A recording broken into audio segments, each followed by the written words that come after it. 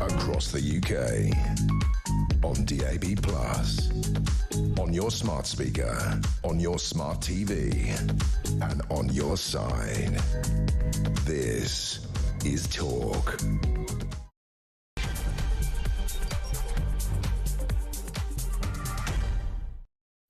I know that every single other channel in this country is talking about the awful plane crash in Gujarat, but I want to say to you, I don't like to do news, I like to do opinion, I like to do commentary. And so the story that we're going to focus on in the first hour of this show has got nothing to do with planes or aviation. 50% of all social housing now goes to people who were born overseas. Conservative MP Chris Philp has exposed the following. Get this. In terms of the percentages born overseas, in Leicester, it's 80%. In Ealing, it's 76%. In Birmingham, it's 69%. In Luton, it's 69%.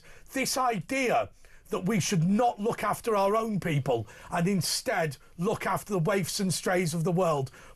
You know, the number of people that came to this country saying that they wanted to work as immigrants, 14%. 1/4. So what is it, 60%? I've not got the exact figure here, but 60% of Somalians who've come to the United Kingdom have never, ever had a job at all.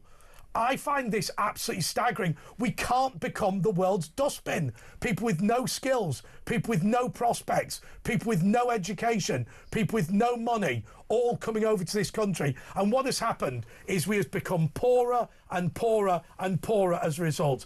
Alex Dyke is a broadcaster. Alex, look, if your child was trying to find a property in Leicester and you discovered that 4 out of 5 people who get social housing were not born in Britain, what would you say to the authorities?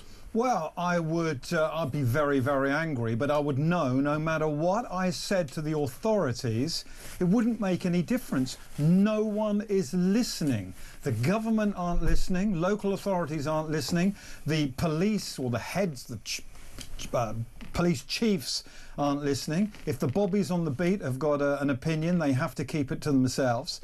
I just don't know what the answer to this is. This is why I'm absolutely sure that people were rioting in Ireland earlier in the week and the Southport riots last summer.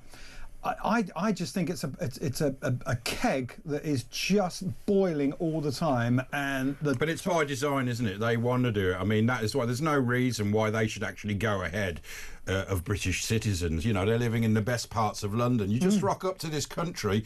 You can get a 4-bedroom house. Bring your kids. You get a 4-bedroom house in Pimlico or somewhere like that. Yeah, fill your boots. So they're obviously doing it against the population. This isn't an accident. This is by design. Isn't it amazing, Asher, that the taxpayers in this country, the people that go and do the jobs, the people that bring up their families, the people that work hard, have to get the train through the areas close to the town centre, occupied by the unemployed. That you could never dream of. Years ago, I could never live there. If a Somalian hasn't got a job, why conveniently locate them in some of the most expensive districts in the country? Do you know what I was thinking today? I was thinking about the second Windrush generation that came in about 1968.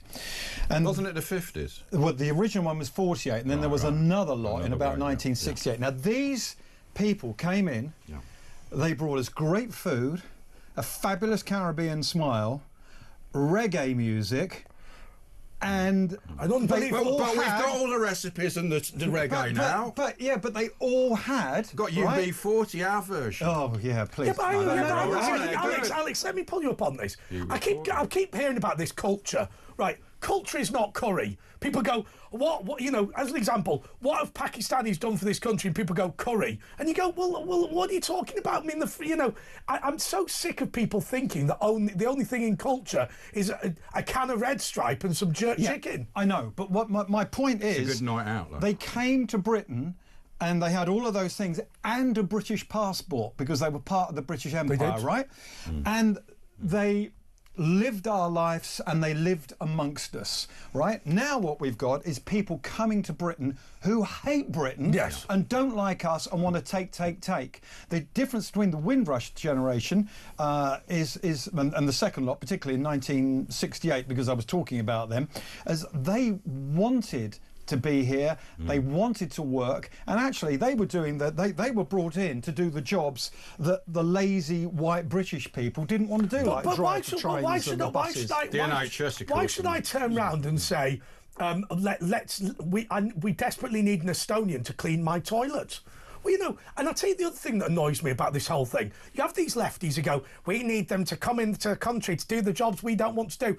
I genuinely don't believe that that jobs are unacceptable for a white British person, right? I think we should all do jobs and you shouldn't have people on the dole. But then we go, we brought all these people over from Bangladesh or wherever to do the jobs we don't want to do, and then turn around and gone, people from Bangladesh are 50% poorer than anybody else, because you've literally brought them here to do the jobs that nobody else wants to do. Well, that is a good point, but I think we need to go way back about 50 years, right? I think all of this started happening in, well, actually, longer ago than that, because I was talking about we couldn't get bus drivers and bus conductors and tube train drivers back in the late 60s. Then when you got to the... Now everyone wants to be a tube driver because you start at about 90 grand. Exactly. Good point. But the other thing I was going to say is doctors in the 1970s British doctors started going off to work in places like Saudi Arabia for 3 times the money. So actually, if you really rewind this back... It's amazing, by the way, about Saudi Arabia, a country where the entire elite can't do any of the jobs the country's famous from. Not a geologist, geographer, a chemist amongst them. They are just lazy, those people. But they import people who have a very definite high-class skills. So actually, that's where the rot started to set in, I believe, in Britain in the 1970s. So some of this is our fault because we were too lazy to do the job, so they brought other people And we were in. broke, of course. We didn't have the money. I went on a TV show once, years ago, probably when I was a teenager.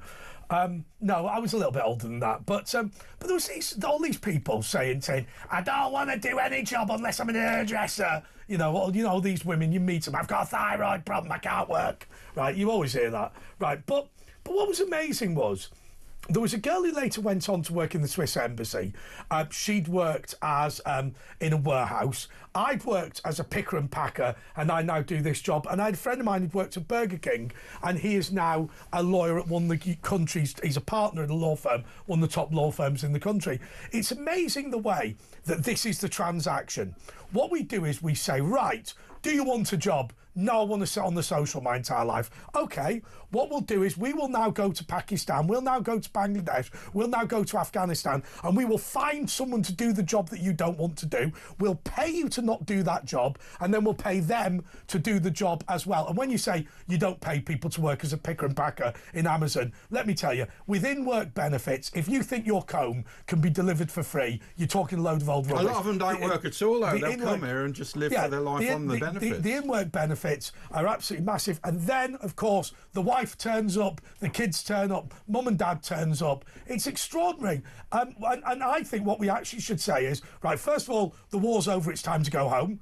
I think that's a reasonable comment. If you are a refugee, now you can get a work visa to the United Kingdom, don't worry about that, but the war's over, it's time to go home. And in countries where there has been no war, then I'm very sorry you're going home anyway.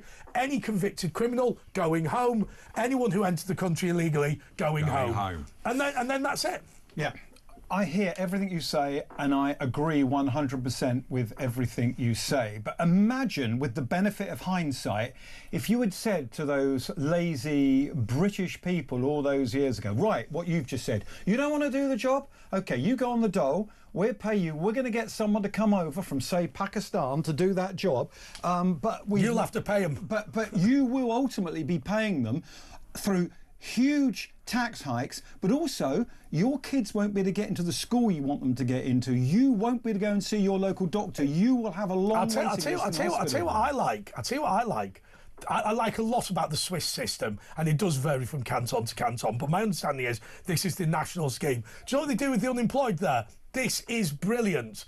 Right, you will get 80% of your last salary, right, paid to you as a loan. but you turn up Monday to Friday, 9 to 5, applying for jobs. Now, you have to pay back the loan. Now they give you reasonable repayment terms. I think that's phenomenal, because what it means is that any parent can go, if I lose my job, I'll be okay. So it's not like 50 quid a week or 100 quid a week. It's 80% of what your previous salary was. So you know you're going to be all right, but it's also a loan. Whereas what we do is we go, oh, don't bother turning up to the unemployment office. What's the point? And we probably paid the same, because they used to say, oh, they pay a lot more tax than us. I bet we're probably even paying even more tax. I'll tell you what I thought Philip Ullman made, the social entrepreneur. I thought he made a brilliant point when he said about people working in AN or the warehouse, whatever warehouse it is, doesn't matter. He said what happens is they pick 100 people. And what they do is they then pick the 50 that can move fast enough and sack the 50 that can't move fast enough. That sounds eminently sensible, except we on the social have to look after the 50 that they sack. So what they do is they go, right, we are going to financially benefit from your brightest and best. You are going to have to pay for the dross. Because the problem is, when they sack these people, they don't disappear. They just go on the social. And he was saying it's about time that they start, that, you know, a lot of these warehouses accepted that somebody aged 50 can't move as fast as somebody aged 20, and they're just going to have to live with it. Yeah, and you've just, by saying that, have reminded me something else when you were talking about signing on. I, when I was about 18 or 19, signed on for about 6 months. It's the only time come on, guys, give me a break, right? It's the only time I signed on. It was all the rage in our day. It was something you did after you were a student. It was you got housing benefit. It was like the high life. Well, see, I don't agree. It was the shame of queuing up and being seen going into the Dole office and getting in there. There was shame in it. Ours was cool. It was in Didsbury in Manchester, and everyone's like, there was music on, and it was really cool, man. Completely ruining my point here. My point now is... It was another generation. You didn't know it wasn't. We're exactly the same generation. Anyway, my point is that now you probably don't have to queue up. It's probably all done online, so you can sit there watching daytime TV and just, in your phone, sign in, and there's no shame. Yeah, and look, as I say, with the Swiss system, you just turn around and say, well, you know, if you don't want to get a job, that's fine, but you're not entitled to any benefits. You will just have to starve. Yeah, I know. It's crazy. Well, eventually we won't be able to afford it all. It's going to go crazy. But I'll tell you what I'm going to say now. I believe in right, I keep going on about this, and I'm going to try and persuade you of my view that love is an underused word in this country, right? We're obsessed with love being sexual, but actually the vast majority of love, fraternal love, brotherly love, well, the same thing actually, but parental love is not sexual. What we need to do is concentric circles, which, by the way, is what the Bible goes on about all the time, which is, you know, I care more about my brother than I do about you, right? So I'll look after my brother first. But if my brother's fine, then I might look after you. So I'm good mates with Asher. I'm closer to Asher than I am to... I'll come after your brother. How far down this list am I, Andre? Well, but it's concentric circles. So as an example, I would rather help an Afghan child than save the polar bear. But, bluntly, I do not believe that when somebody who is a born and bred Londoner falls on hard times, we should say, you can't have a house. There's a family in Uganda that's really struggling. I think we should say the family in Uganda will receive our support when everybody in Britain has a house. And I will tell you, we are a long way away from that. And what I say is concentric circles. And we should say the circle that a Ugandan child is in is not the same circle for me as a child growing up in Luton. I think most people listening to this on the radio and watching this now... Keir Starmer does not agree with that. No, but I think most he simply doesn't. Normal people would. Keir Starmer believes we are all the human race, we are all equal.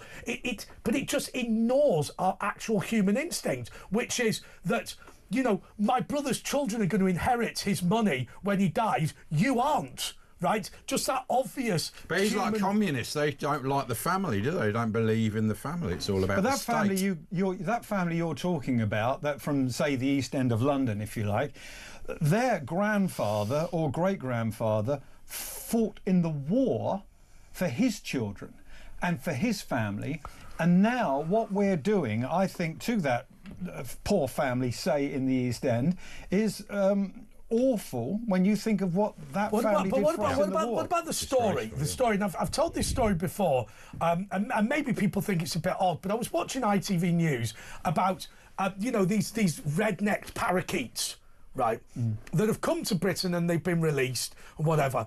And it was amazing watching ITN discuss this. So they were saying, first of all, these things are not dangerous, and actually people think that they've added something when you see them out and about. Horrible noise. However, what they also do is take the food that other birds would normally have. They take the homes that blue tits would normally have, and starlings would normally have, and sparrows would normally have. And they're saying there is a debate now as to whether you should say we need to round them up. Belfast has only got about a dozen of them. Should you round them up in Belfast for no other reason that they are taking the food and accommodation from birds that are indigenous to Northern Ireland? Cleansing. Now, when you start talking about that in those terms, I think that is an argument that you can have. There's nothing wrong with these people except for the fact we just don't have space for them. Absolutely. No one has got anything personally wrong against the parrots. I'm talking about the people now.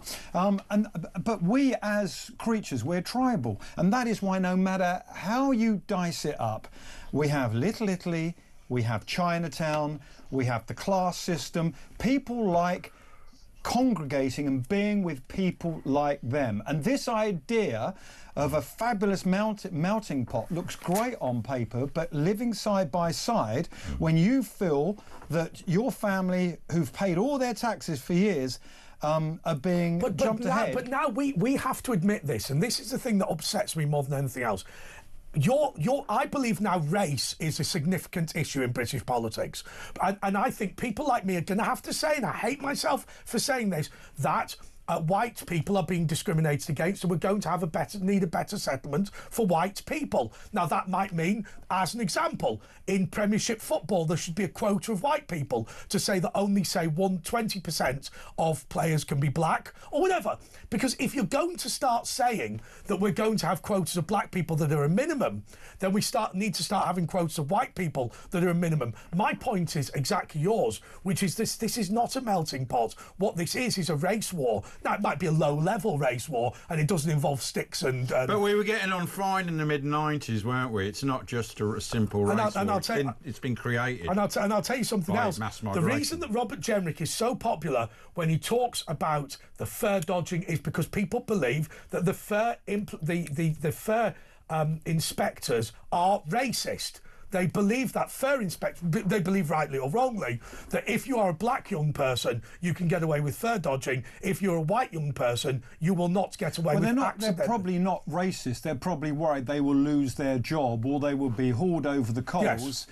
But because they might make the say London Transport or whoever it is, they might make them look racist in a potential court case. That's probably what they're worried about. They're probably worried about their own jobs. But the end result is, and I've got friends of mine in this position. You forget your ticket or you lose it, you're in real trouble with the inspectors. If you kick your way through the barriers in front of security, nobody cares. Yeah, and what's the point of security now? To stop little old ladies who lose their tickets. They do just stand there, don't they? Well, I was in a shop about 6 months ago, and a convenience store, quite a big name around the UK. And how is Tesco? It wasn't Tesco. And a homeless guy came in, and he nicked. Wasn't Marks and Spencer? He nicked wasn't Waitrose. He nicked 3 bottles of red wine in Not front. Co-op. Right, doesn't matter. Just get on with it. Your dad worked there, didn't he? Was the Co-op? I wasn't going to say it, but he's rude. His dad was right. So he nicked 3 bottles of red wine, and the security guy did nothing. And I said, "Mate, what?" He said, "He comes in all the time. We've been told not to touch him." So this homeless guy has got a free supply of wine because... Well, no, I'll tell you what happened to me. Listen to this, for unbelievable. A friend of mine was in a branch of Tesco, not being critical of Tesco, everyone's the same. Right, he looks under 25 and he'd forgotten his ID. Right. So I went, "Oh, don't worry about it, I'll buy the stuff." Oh, no, it's now a conduit purchase. Right, OK, which means that if somebody who looks under 25 tries to buy something and then somebody who's over 25 buys it for them, oh, whatever, fine. So I said to the bloke, I said, "But this is a slightly odd thing. Your policy now is to not sell this to me, but your policy is to allow me to steal it."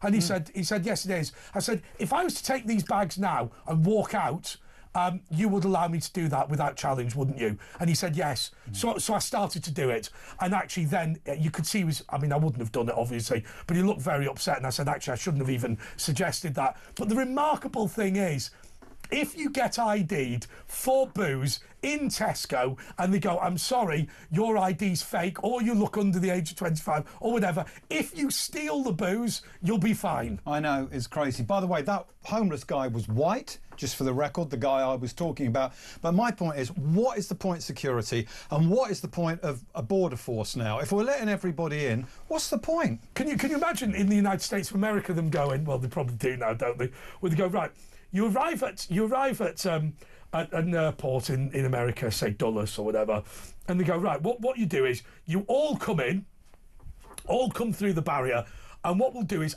subsequently we will investigate who you are and then decide whether we should have let you in or not, and then we'll have a court case with you about throwing you out. That is what's happening with the small boats. Hey, but by the way, after the break, I do want to talk about this unbelievable situation where they've said that the Labour government have said that they're no longer going to have migrant hotels. But guess what? How they're going to deal with it? They're going to buy the hotels.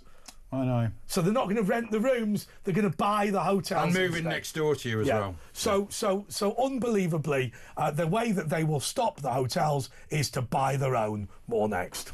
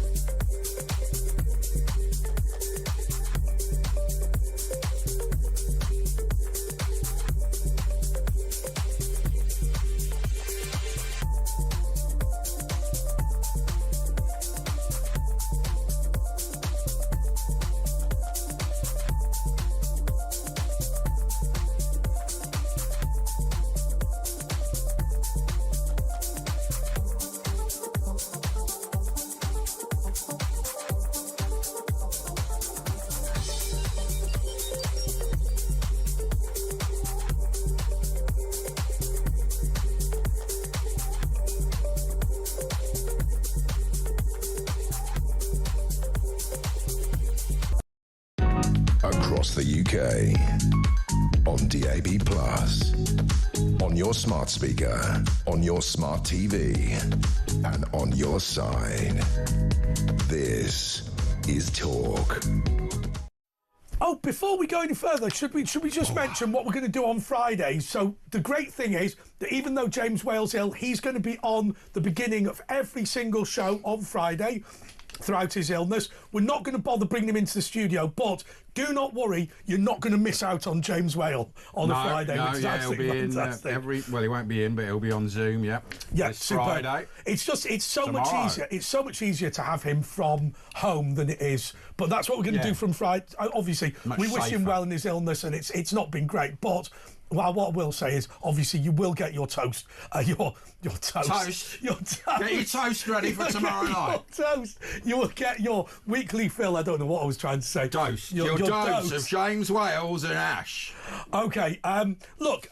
First of all, Alex Dykes has brought me some of these toffees. I have to take it out of my mouth. Right. Also, I've got text. Also, Asher looks incredibly pale, but I'll tell you what we're going to do. I'm going to eat one of the toffees whilst Asher reads out some text messages, and then we're going to go over. We're going to go over to Alex and talk about this story about them taking over migrant hotels, buying them, and also some of the issues that landlords are now facing. Yeah, sure. Okay. Right, here we go. Andre, all I see is the UK is a dumping ground for the EU. Illegal entry via small boats, nearly 1 million largely from third world countries getting visas to stay. This is not an accident. The next war will not be World War III. It will not be. It will be a civil war. It will be. Martin in Whitley Bay. Well, let's hope not. But yeah, and one more. Yeah, can you bring that down a bit? Bringing in cheap labour started back in the 50s. Our young male population was depleted by World War II, and the government didn't want to pay a decent living wage to our heroes. That's a fact. Homes fit for heroes was also a lie. The people of this country have always been back of the queue. Sue, you're right, Sue. Back of the queue. My theory. You're chewing. As I consume this toffee. Yeah, you need to soften these up a bit. My theory is always. Why did you get us toffee? You've been a broadcaster for like 70 years. Why do you think? I thought if I gave you toffees, he's done this on purpose so he can just talk. Up and I get loads of airtime. That's what I was doing. No, I'm fine. Listen, listen. You don't understand the Andre. You don't understand the Andre Nash philosophy. We get paid either way. Talk as much. we just feel obliged. But on a serious note, we did say that we talk about this. I find it absolutely disgraceful. And Guido Fawkes ran about the Cresta Court. I don't know if that's involved, but I know it in Altrincham. Also, I went to the Lord Daresbury, which is between Runcorn and Warrington. It's sad to see these hotels, which weren't, they're not the best hotels in the world. They're not these 5-star resorts that some people have seen in the papers, but they were the heart of business communities, and a lot of work got done there. To now say, well, I'll tell you what we're going to do. We're going to get rid of the migrant hotels by buying the hotels. I just think it's so disingenuous. Yeah, it seems a bit crazy. I'm sure that with our money, by the way. Yeah, I'm sure that will happen. Some of these things you think, oh, that's not going to happen, but I can see that happening. But I just want to tell you a little bit, because I'm a We'll still have to pay the bills, and it'll go to like a private company, one of their mates, and we'll still end up probably paying more than we are now. It will cost an absolute fortune, because it'll be like these care homes. There'll be backhanders all over the place and front-handers, and legally all right, so it won't just be hotel rates, because they will see these people as being potentially hard to handle, so there will be a lot of money. It'll be like the care home situation. But you're a landlord, aren't you? So I just have a pub, or you mean a rental landlord? No, a rental landlord. Okay. So I just want to tell you something very quickly now. About 20 years ago, and you know how time flies, so in my life that seems like about 5 years ago, exactly. I bought a couple of rental properties, and the government were urging people like me to buy rental properties because they had so many people in bed and breakfast, right? Yeah. So then rent was £250 for a 2 up, 2 down per calendar month, and they were paying. Where was that? Southampton. So this is in the south, right? So and they were paying £1,000 for bed and breakfast a month.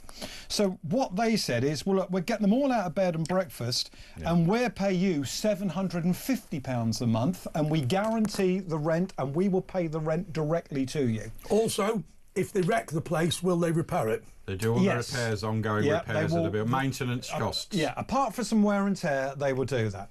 Then after a couple... But it's even better now. This offer, they'll do the maintenance bills as well. Exactly. Well, that's what I'm going to get to. So after a couple of years, they take it down to £750 per calendar month, and then down, and then the rent's going up, so the mortgage payments are going up, so you're starting to meet in the middle.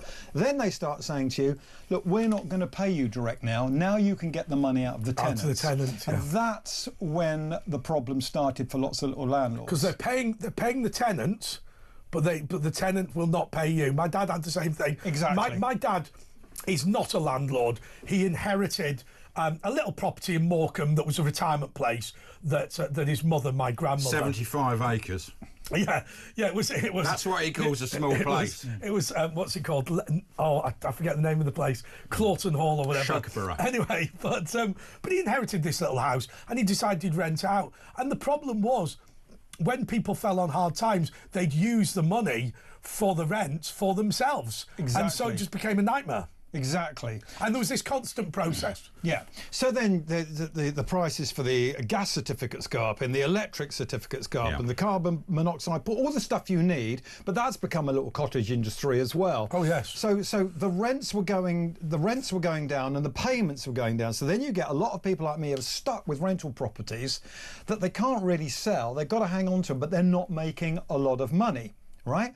So now those landlords are desperate to get out. So you imagine if someone comes along and says, look, I tell you what, for that little 2 up, 2 down, if you let us have that, instead of you getting £700 a month rent now, you can have £2,500 a month rent. Guaranteed for 5 years. Guaranteed for 5 years. And even and if we'll do all your maintenance. Yep. If it needs a new roof, you get that paid and if they for. burn the house down, we'll build you a new one. But not even that, even damage they don't. If in that time the roof needs doing because it's like years old, they pay for it then. Yeah. Well, there was a It's meeting. ridiculous contract. There was a meeting in Datchet near Windsor, and I've talked before today about the Manor Hotel in Datchet. Some people will know it, many of you will not know it. It doesn't matter whether you know it or not.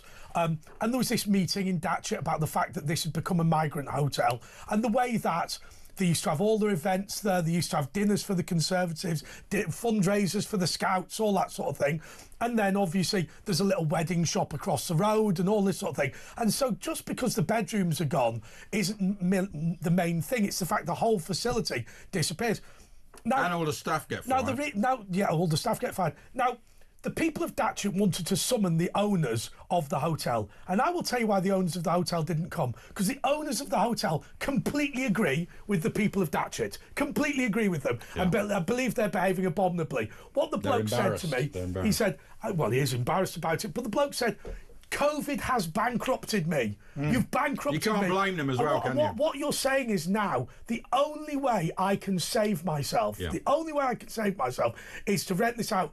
All my loyal staff have been sacked. I'm not even allowed in the place. I'm persona non grata in a community that I like. I can't show my face in the local pub, and everyone absolutely hates me. But he said the reality is, I was going to lose my house and my kids were going to be out on the street. I had no choice. Well, that's exactly... so this is... for these landlords, people like me, that's exactly what happened. I had a tenant who didn't pay me for 18 months because of COVID, right? So you imagine that was like, I don't know, £14,000 or £15,000. Yes. And then they wrecked the house. So then there was the money on top. So you get people like me who are kind of desperate, and they come along and make you... And you think, I don't want to sell out to the migrants. It's not fair on the neighbours. But actually, if I don't, and the Britannia hotel chain, they were, they were on hard times. They're apparently not very good when they're around. And suddenly they got given this lifeline, and now they're billionaires. Well, the Britannia Hotel Group was funny because what they used to do was they used to have hotels which were faded beauty. So if you remember. The hotel in Manchester, I forget the name of it, but it was it had been a really, really good Shabby hotel. chic, they call it. But it's the one on Piccadilly Square. I know, the big main one. It looks nice. You can see it was nice back in the 60s, but And they've got the Adelphi in Liverpool, which the Adelphi had been an iconic hotel. It's full of crackheads around that Victoria Square now. And like you were saying earlier about what you saw a white homeless man. If you go in Manchester and in London, a big proportion are white people, like working class people who've just fallen out of the system. They're the worst. Dealt the worst hand. I think it's important to remember that the way that we have screwed up this country, and I say we collectively, they're on drugs, a lot of them. That has done harm to people. It's not true to say that the only people on Skid Row are black and Asian people. That is not they're true. They're mainly at all. white in Manchester because they're all on crack and they're all on because they're sort of escaping from the terrible lives, boring, nothing lives. You may remember listening to Talk back in the day or any of these kind of radio stations that were having radio phone-ins. People used to criticise the people that were lazy, the people that were on the dole, the people that wouldn't work, the people that didn't pick up the rubbish in the streets or whatever. We don't do any of that now because we can't get to it because immigration is such a big problem. There's no sense of pride. It's really funny, these stupid little things. Asher gave a brilliant example the other week. Did I? Right, I know it's just a stupid thing, but nobody queues for buses anymore, right? Everyone knows now whether it's right or wrong. Everybody knows that it's a British tradition to queue for stuff. Well, the reality is, in Dick Emery comedy. If you go to most bus stops now, because of immigration, people don't know that British people queue. And you put your feet on seats, and people of an older generation now, they go, I can't believe it. You'd never do that. But now it's sort of... Also, the other thing, I'll tell you the other example that David Starkey gave, stinky food. Yes, eating their stinky food. No one would ever do that. That's disgusting. That's your James Max. That's your... Yes. Well, they're very similar. You never see them in the same room. But also, sort of stinky food, nobody used to do that on a bus or a train. Now nobody gives a toss, do they? No. It's really, I mean, I don't... And no one will help out if someone's in trouble. Whereas in the old days, you know, that wouldn't happen. And well, we had law and order. We had a police force, and people looked out for each other. Now, Sarah Jane Davies from Plymouth, I think, has gone to the right on this one. Would you say that England is moving away from a class system and towards a caste system?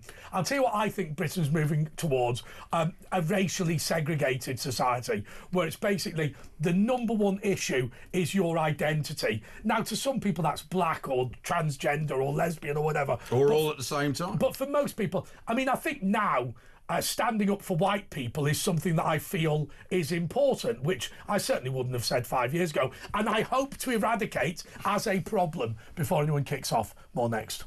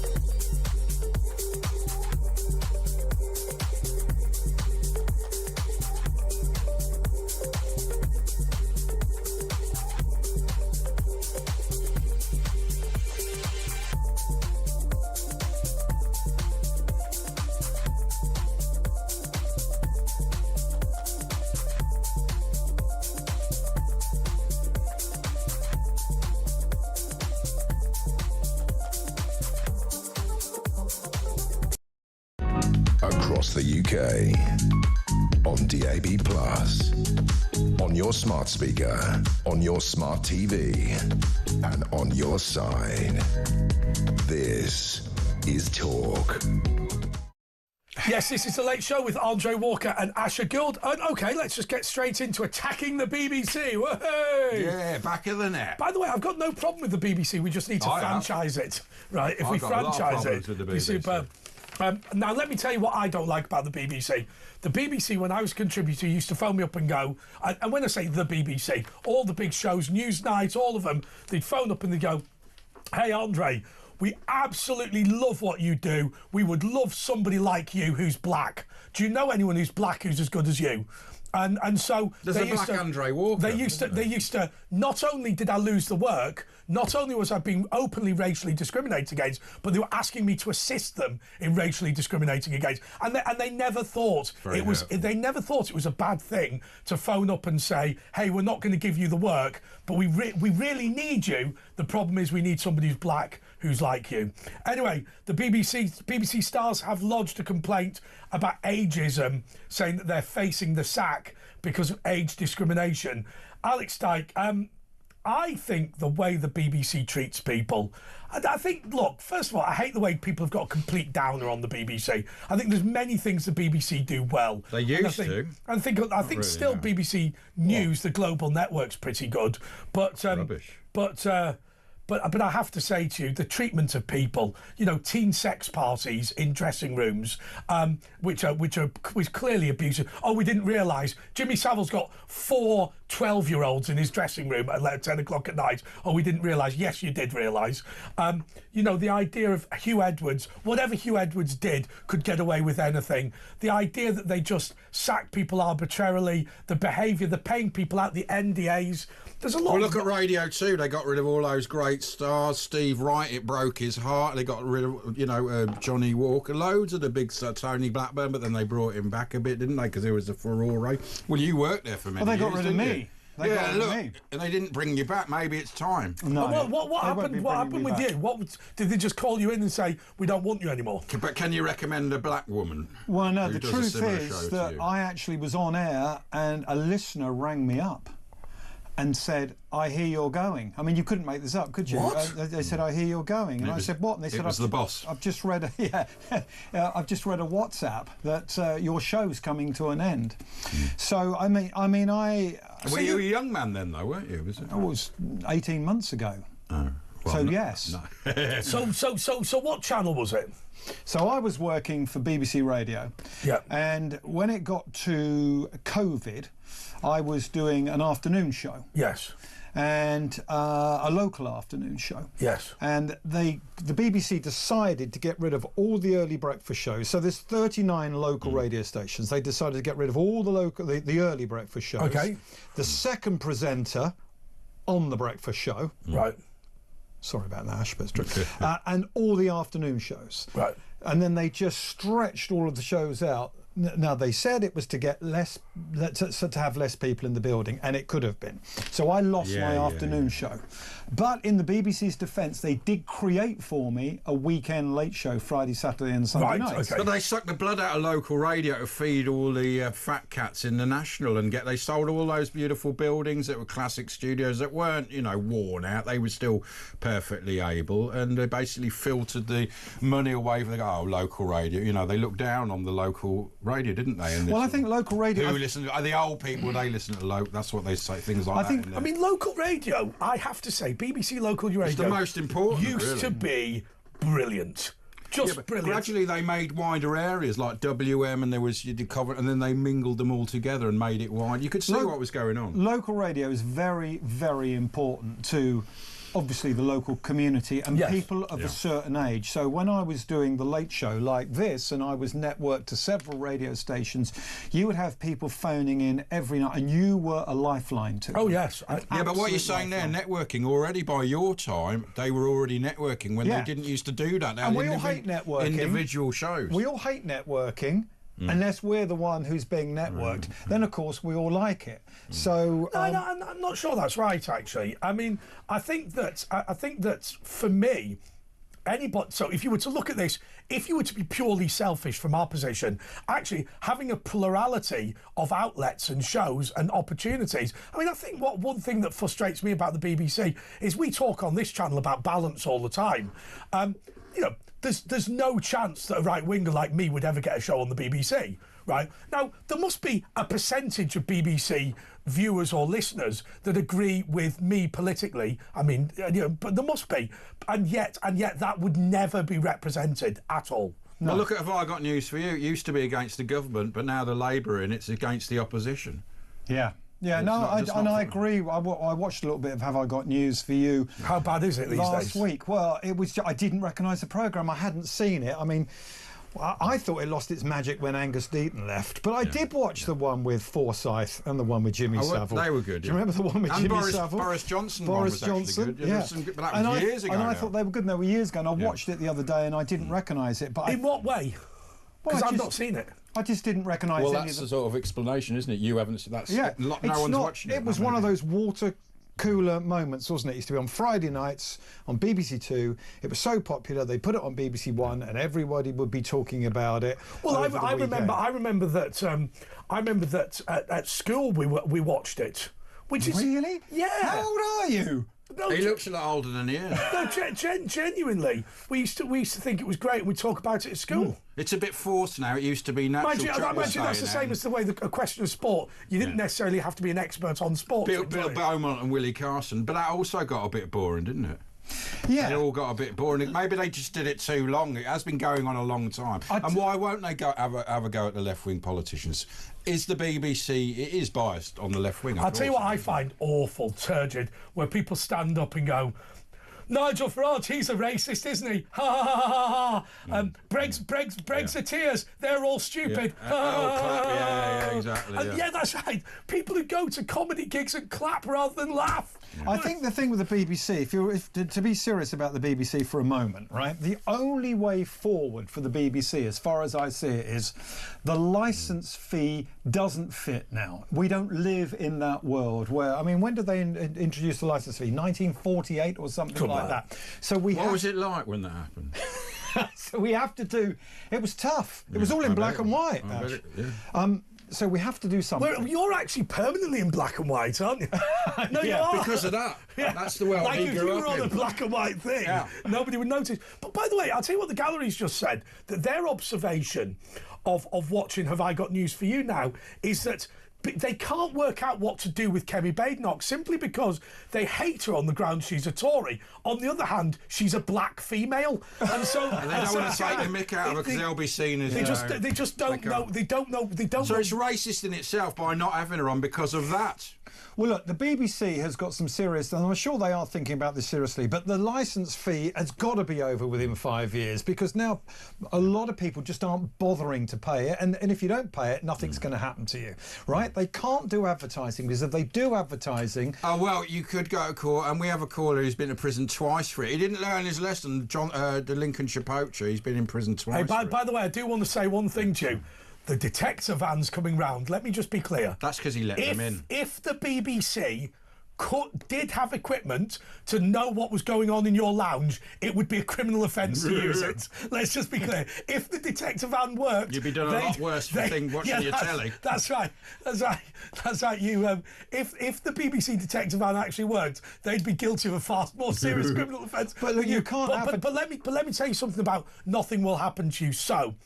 I know what you were saying. In general terms, most people will not get caught for not paying the BBC licence. However, 1 in 4 magistrates' cases are not paying the BBC licence fee. And also, do you know about the sexism of the BBC licence fee? Right. So, what happens is normally it's whoever answers the door that they prosecute. So. If very often when they come round, it'll be the wife that answers the door and goes, oh, my husband forgot to pay for it. That makes her the one that's guilty. And also, women are more likely to let them in, whereas the bloke will go, no, bugger off. And that's right. That's absolutely right. And so a large number of ordinary mums who really don't know a great deal about it end up getting prosecuted. Basically like Lucy Connolly type people. Yeah. No, I understand all that. What I was trying to say is the BBC...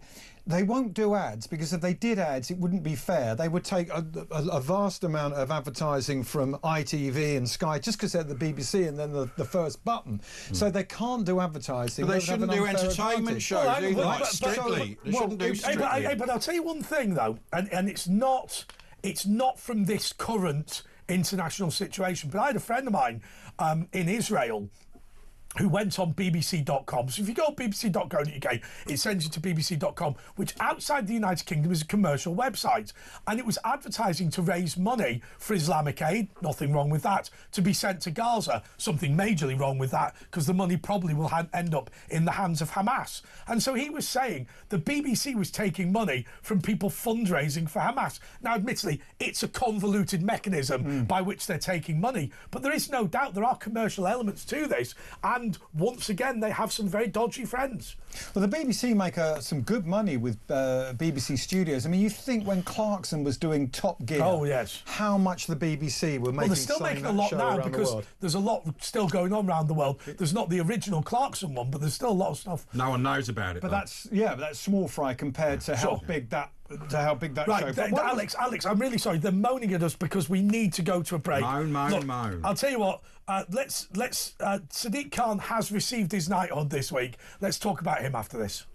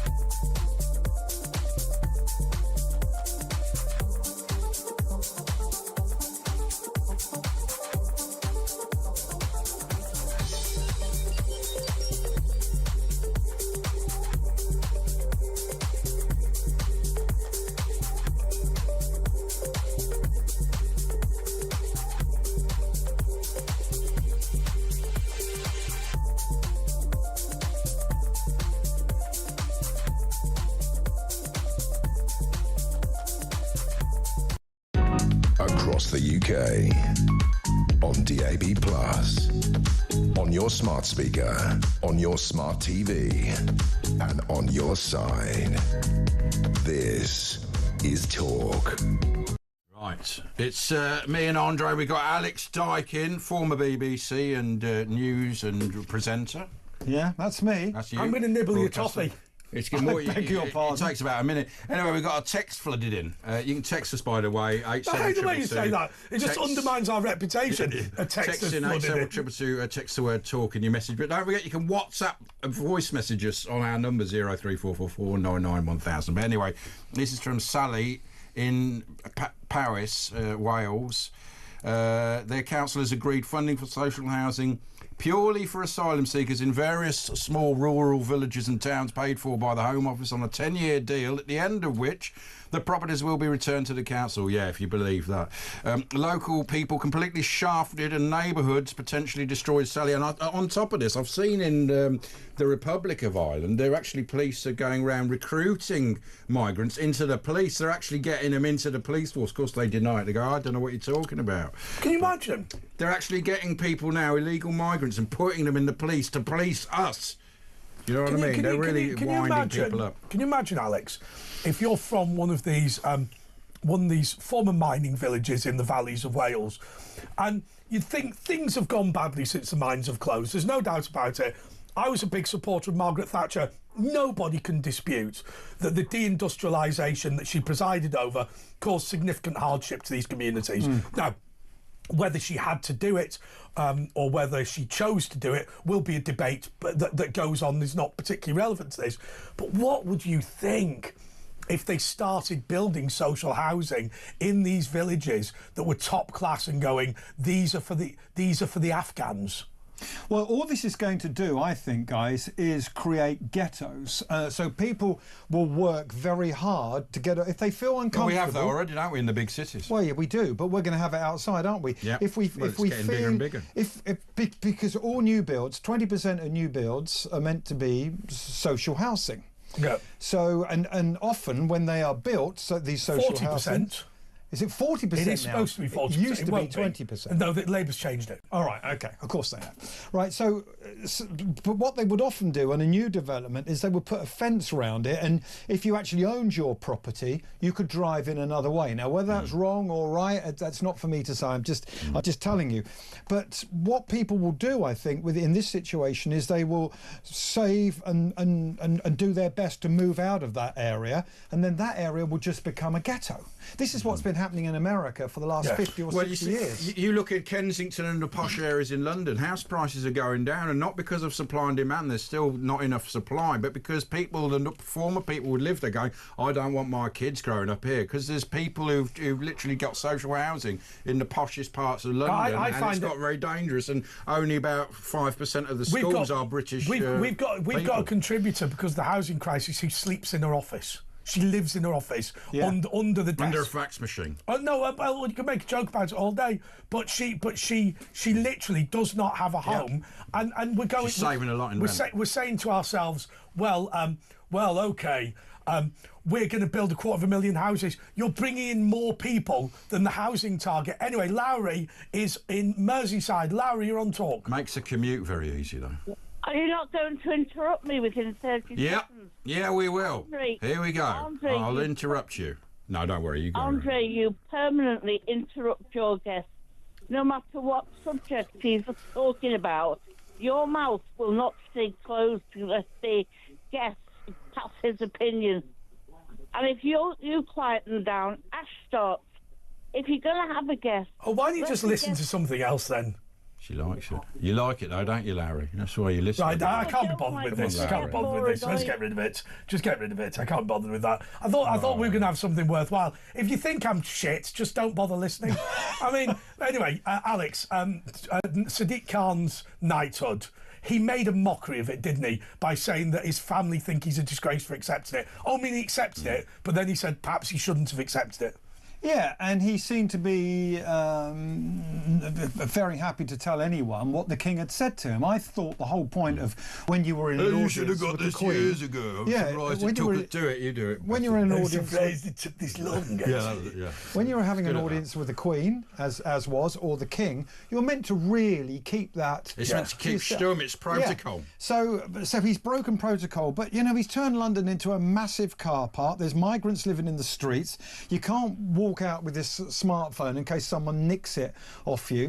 I mean, London to me seems to be an awful place since he's right outside the posh hotels, which he could get them away, but he likes them being in their face of the people in the Dorchester and the Hilton. But he's been voted in 3 times. 3 times. But only by 20% of the voters. Wow. Only 1 in 5, like Starmer. No one really wants him. But at least he's been voted in. I mean, it's a big surprise to me. But once again, I look at him and what he's saying to me as a casual viewer is, you don't like Britain very much.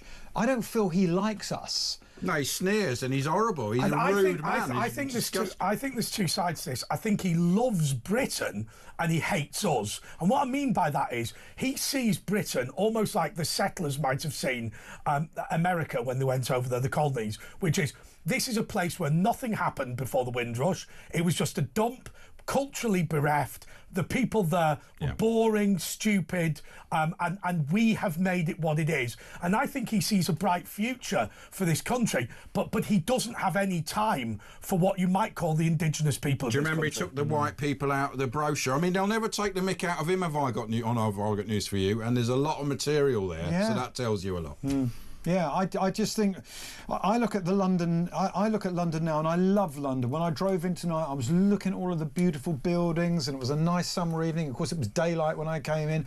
I looked over at the river, and then I thought, but I wouldn't want to live here now, and I always wanted to live here once. It's gone downhill. Absolutely. Now you're leaving us now, aren't you? Apparently so. Yeah. You don't have to. I'm taking my toffees too. No, that's not going to happen. You can have the toffees. That's not going to happen. That's not going to happen. We've got the press preview coming up in a couple of moments with Curtis Hinton. You can get in touch with us. He looks like Jim Carrey. 499 1000. He looks like John Major. Thank you. John Major, okay, I'll tell you what we like you to do. We like you to send us a WhatsApp voice message because we can play them out whenever we want. Voicio. If the show flags. 0344 499 1000. All you do is just press the little microphone button and just talk into it, and then it sends it to us. That's fantastic. Thank you so much to Alex Dyke, who is a broadcaster and former BBC presenter. We think they should have you back. Okay. One more time. Back in a mo.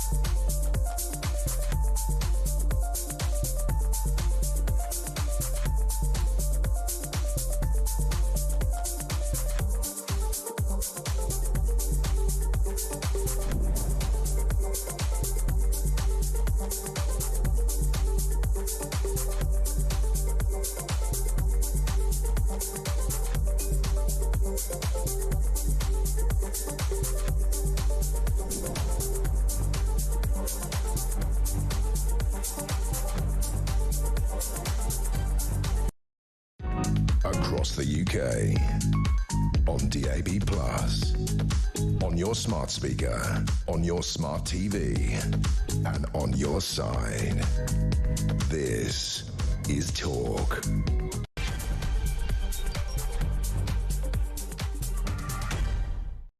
Yes, this is the press preview with Andre Walker, Asher Gould and Curtis Hinton. But before we get into the front pages and indeed some of the other stories other than the plane crash that have dominated the papers today, let's talk to Steve in Walsall. Steve, you are on Talk. Good evening, gentlemen. I'd just like to give my condolences to the people of the relatives of the people who've lost their lives in this plane crash before I start. Yeah.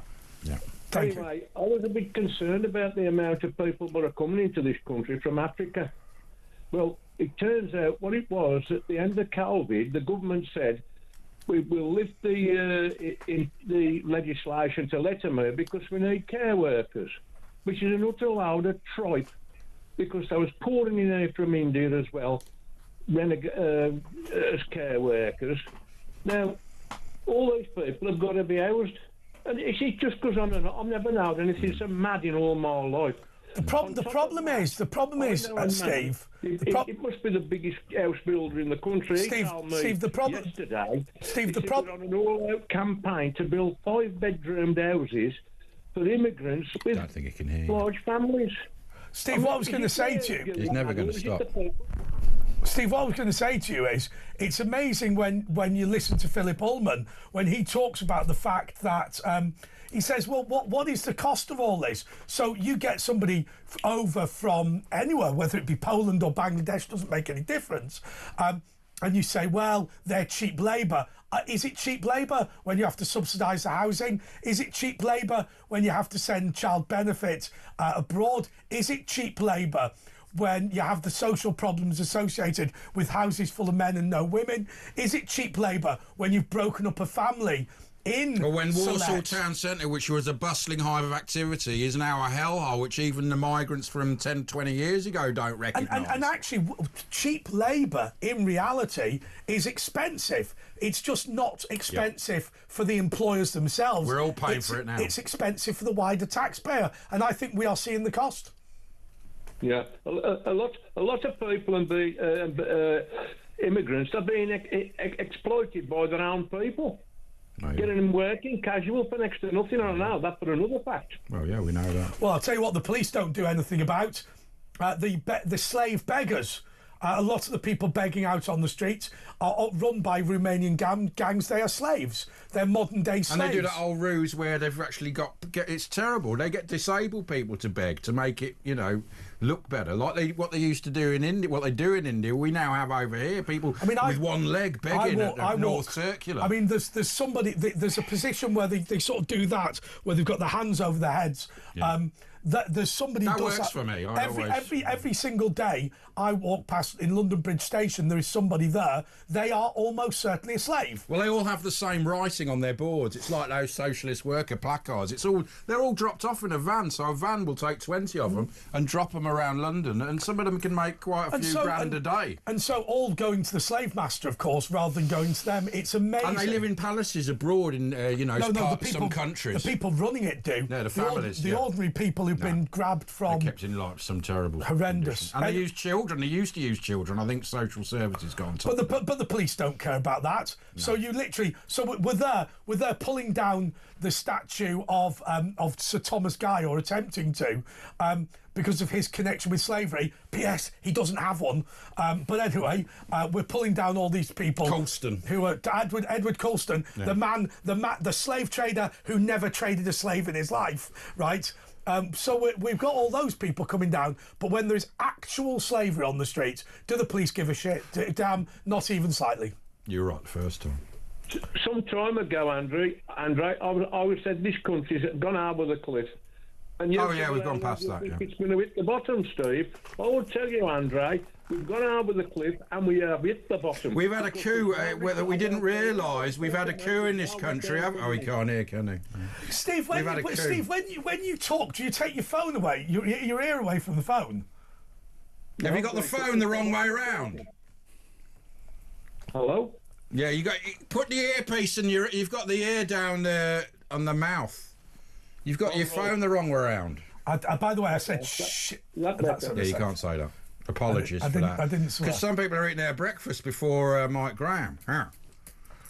Anyway. Okay, Steve, thank you so much. It's amazing the way that Steve, when you phone him up, when you speak to him on the phone, if you try and make a point, he doesn't know you're talking. It makes sense at the end of the day. But look, Jim Carrey's come to visit us from Hollywood. Hi, Jim. What's the latest movie? No, of course it's not. It's Curtis. How are we? Curtis Hinton. Yeah, we're really good, really good. So look, the front pages are mostly about the plane crash. What I propose to do is get through them relatively quickly, simply because when there's only one story on the front page, it doesn't make a lot of sense to go through it in great detail. Yep. But it's interesting, the take on it, and also you've got some other stories from inside the papers, which are not more interesting, but more diverse. Now, anyway, look. 38-year-old father of 4 who jumped out the window or jumped out the door. He was in 11A, the door that is in the aisle, and I once it's an amazing miracle, this is. But did you see, because he was fighting people, and of course he found out his brother was on board. So although he survived, and he's not really happy, because he obviously knows he woke up amongst a load of bodies. He must have just been protected somehow, his seat, I don't know, something. He survived with a gash on his eye and stuff. But of course his brother, everyone else died on board. Somebody suggested that he opened the door and jumped out. Well, I heard that he was seen kind of running away from the wreckage in pain to emergency services. I heard that he woke up around bodies, so it sounds like he crashed and somehow, that fireball might have been at the front, and he was at 11A. What's extraordinary is this: that seat 11A, that row, is the strongest part of the plane. In plane crashes that are non-survivable, non-survivable apparently is a technical term for what for an incident that you wouldn't expect anyone to survive from. But there are occasions when people survive. Well, they used to say sit at the back of the plane because you used to be able to smoke at the back of the plane. So all the smokers would survive. They always survive if you sat in those seats. On row only 11. One this time. The reason is because it's the structurally by far and away strongest part of the plane. And he's from Leicester, the man. So a miracle. But they still don't know what happened. I mean, it reminded me it could be anything, but it looked like the engines failed. But do you remember the one who had to land in the River Hudson? Oh, Sully. That was a bird strike, and it could be that. Of course, it could be a failure. There was been a history with the Boeing. Still open. It wasn't a Rolls-Royce engine, which is normal for those planes. It was some other make. They don't know. It was 40 degrees. There could be a number of things, of course. They'd look at other terrorism. The flaps were so that this will all come out. So what strikes me weird though is strange about this is the parent group who own is it Air India? Yeah, Air India. They have already announced they're giving like $1 million rupees to each of the families for those who have passed away in compensation. It's been less than like. Well, that's probably good. Yeah, but that's probably a low fee that they can get away with. £85,000. Because it depends on where they're from. If they're from America, the payout's a lot more expensive. It depends on. It's ridiculous, but there's different law. There's different amounts for the citizenship, and also how frightening it was is part of the cost. It was very like they had a long time to think about it. Man, you have to pay compensation. It's crazy. I think. Look. I mean, it would be ludicrous for us three to suggest that we have any great knowledge of aviation. Yeah. But it's clear this thing did not take off. Well, it did, but it couldn't. It lost its engines. Sorry, 625 feet in the air. Sorry, just to make that more clear, it's clear it didn't take off. As in, it didn't really get into the air. It got into the air a bit. It's 600 feet in the air. Yeah, sure.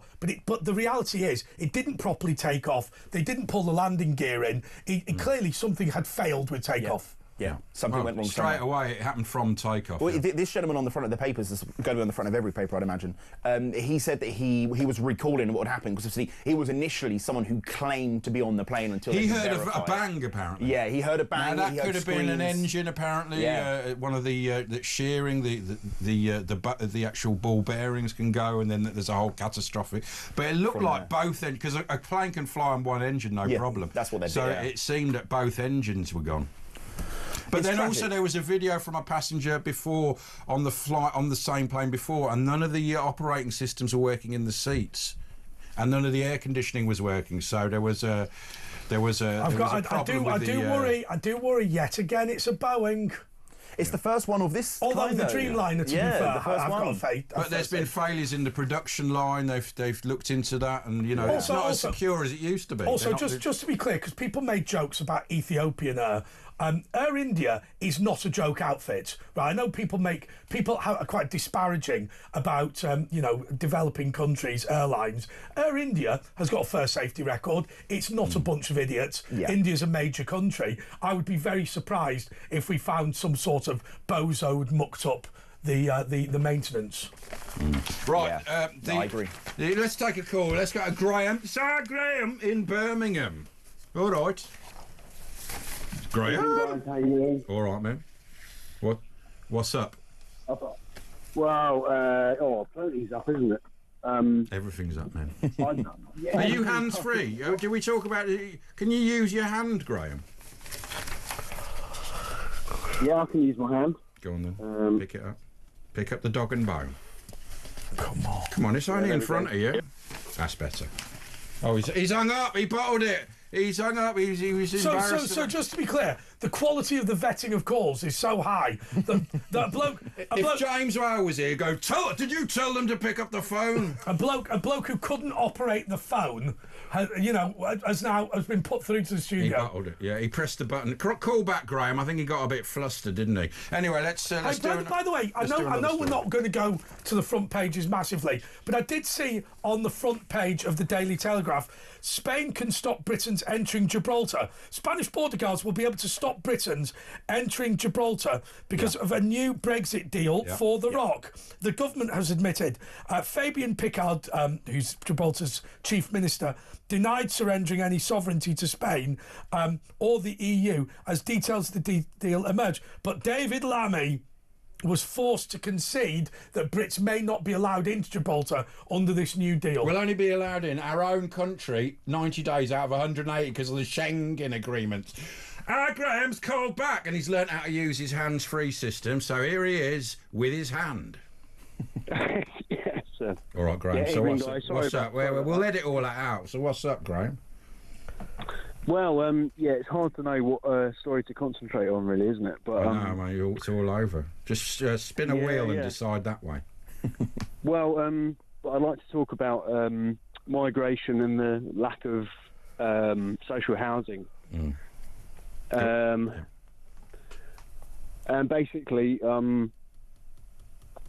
I've been living in Birmingham for 6 years. I've been on the council house register for that period of time. Where did they move you from? Did your council move you from like London or something to Birmingham? From Suffolk, actually. From Suffolk. Yes. They seem to be doing that. Birmingham, they're moving everyone to Birmingham for some reason. Yeah, not an indigenous Brummy, but I'm lucky that my parents are able to put me up at the moment. But it's an absolute nightmare. So how old are you? You're back living with your parents like Timothy Lumsden in Sorry. How old are you? What, are you 40 odd? Well, I'm 43. Just like Ronnie Corbett, yeah. Well, it's really humiliating for you don't need to be doing that. And this is what I was saying earlier. A lot of the guys are white guys who work. They've had enough. They get into drugs or drink, and then they're in the square in Manchester just on crack. We're all on the square. 48% social housing goes to non-British people. A lot of them aren't even working in London. It's even worse than I presume in Birmingham it is. And some of them have never worked. They've just moved here. They get a house for life and they're living for life. Well, why wouldn't you come here? Absolutely. Well, it's an absolute disgrace. But you don't get a thing. You have to live like Timothy Lumsden with your mum and dad. You're the victim in all this. Have you seen that? Have you seen that? Language, Timothy? Have you seen that meme that's Nigel Farage the baby, where he goes, there's a migrant, he gets on the beach at Dover, and he goes, I've got 3 wishes. Right, first of all, I want a big house. Yes. I want lots of benefits. Yes. I want to be British. And this, first of all, the money appears. Secondly, the mansion appears. Thirdly, it all disappears. And they go to him, well, you're British now. You're not entitled to any of it anymore. So tell us, where in Birmingham are you? What area? Because I'm in Northfield. that is bad as well. On top of it. Well, actually, my parents have got a very nice house here, so I'm very fortunate in that regard. And it's not so bad in Northfield, is it? It's not like other areas in Birmingham where you can't speak English in some of the areas. No, well, it's relatively nice there, but basically there's a lot of hoodlums around there with hoodies on. The situation is that the only solution I can come up with is to get housed. Or to have a place of my own is to buy a narrowboat, which there's loads around there. I'm actually kind of excited about that because I think it would be. Well, what you could do, the only way, isn't it? You could sail it. You could sail it into the channel and try and fend off the migrants. Well, Rosie and Jim is from Birmingham, isn't it? Up Gas Street, Rosie and Jim. You could live like that. But the thing is, canal boats used to. I'm really up for that task, actually. Well, you could do it. You could sail up Spaghetti Junction. We could have a flotilla of small ships defending the border. There's whole communities of that now, and it's actually made the boat market go up crazy in the last 10 years. By the way, it's all people can afford. By the way, Asher, can I just tell you one thing about boats, right?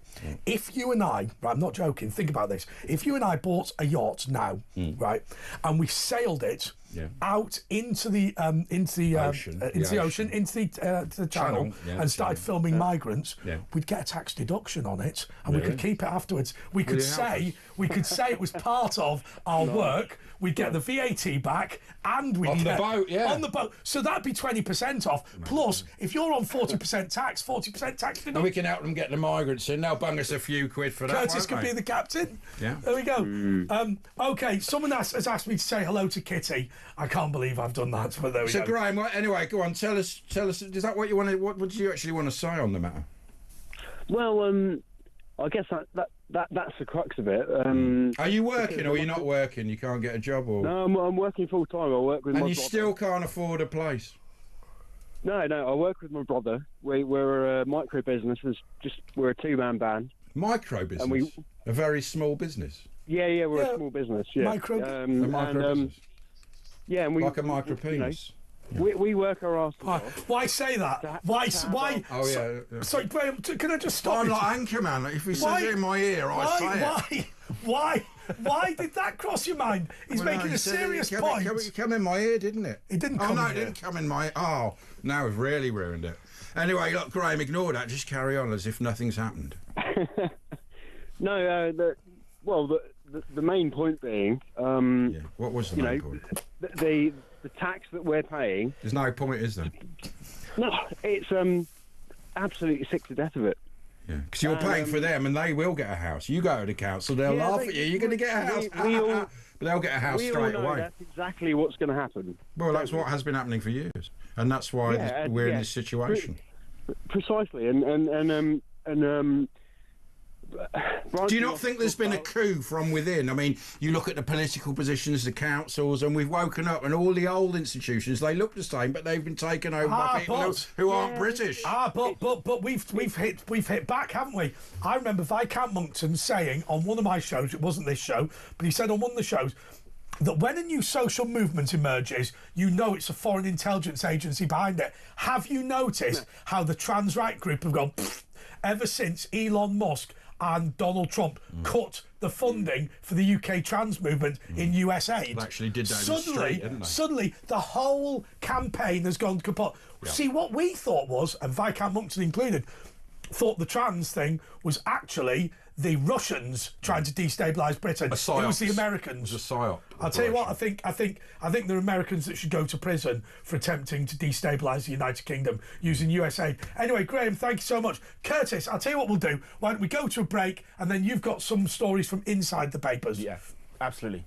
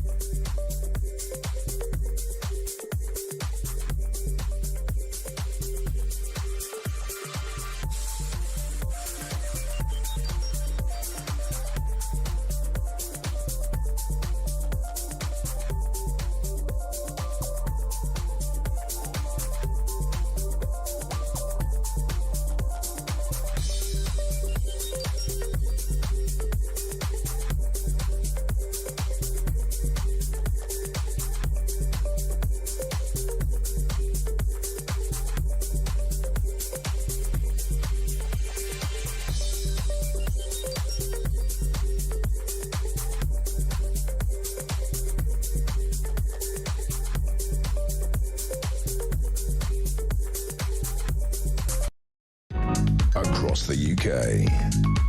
On DAB+, on your smart speaker, on your smart TV, and on your side. This is Talk. Right, well, as we've got Curtis Hinton in, Curtis, you can talk to Paula in Halifax. Paula, you're through to Curtis Hinton. Yeah, good luck with that, man. Paula, hello. Hello. How are you? What are we calling for today? Who are you? Well, I'm Curtis Hinton. I'm on the programme today with Ash and Andre. Oh, right. Okay, He's a political commentator. He was a former chef and Jim Carrey lookalike. And he has an online show at Quex News. Not anymore. Not anymore, but he did have. Not anymore, he got sacked last week. He got sacked last week. Shut up, all of you. Can't hear nothing. Sorry, you just go ahead, Paulie. Take it away. Yeah, don't worry, I will. I'm sorry about this person who I'm talking to. I don't even know Curtis. I don't even know who he is. Well, it doesn't matter. It's Curtis, though. Well, who cares who it is? Have the courtesy. Who you like it to be? Paula, tell me who you are. She's Paula. Anyway, go on, Paula. What do you want to say? Get it off your chest. No, you know that I told you that her mum had a brain tumour? Sorry, no. Who had a... My mum. Your mum, yeah. Oh, yeah. How is she? Is she all right? Been to the LGI today, the Leeds General Infirmary. Yeah. To see a neurosurgeon. Yeah. And they're doing spinal MRIs on her. Yeah. Neck MRIs on her. Oh, I've just got myself in the right state. Is it good, the NHS, how it's operating? Is it working all right for you? For your mother? Is what working all right for me? It's not. So tell us what's the problem? It's the NHS. Well, exactly. The problem, the NHS are absolutely shite. Yeah. Do you know why they're shite? Because all these immigrants are coming in and taking our appointments. Well, I had an appointment and they said, oh, yeah, it'll be in 50 weeks. Ring us if we've not got it in 50 weeks. And that's that's lucky. Some people, it's like 2 years. And it's not so bad for me, but some people with cancer, and every fortnight makes a big difference with cancer, you can have to wait 3 months. And that can kill you. So thousands of people have been given death sentences because they're on a wait list. There's an old man the other day, well, it was about a year or two ago. He was in an ambulance. You know, we got ambulances queuing outside, and he'd fallen over. So he was waiting. 8 hours later, they came. They said, oh, he's now got sepsis because he's waited so long, and he's too old to operate. So we're just going to make him comfortable, and he's going to die just because he was queuing in an ambulance outside A&E. Wow. So you can multiply that by thousands and thousands across the country. So it's killing people. Well, that's going on every day. We all know of old people who've fallen over and they've had to lie on the floor for 8 hours. That was unheard of. I remember 20 years ago, we'd go, oh, it's taking more than 7 minutes. That's an emergency. You know, we've got to sort this out. It's taking... Correct. Yeah. Sorry, Paul. Yeah. So tell us about your mother then. Tell us what's going on with it. Well, as you know, she got diagnosed with a brain tumour. She collapsed in her home. Yeah. This was in February.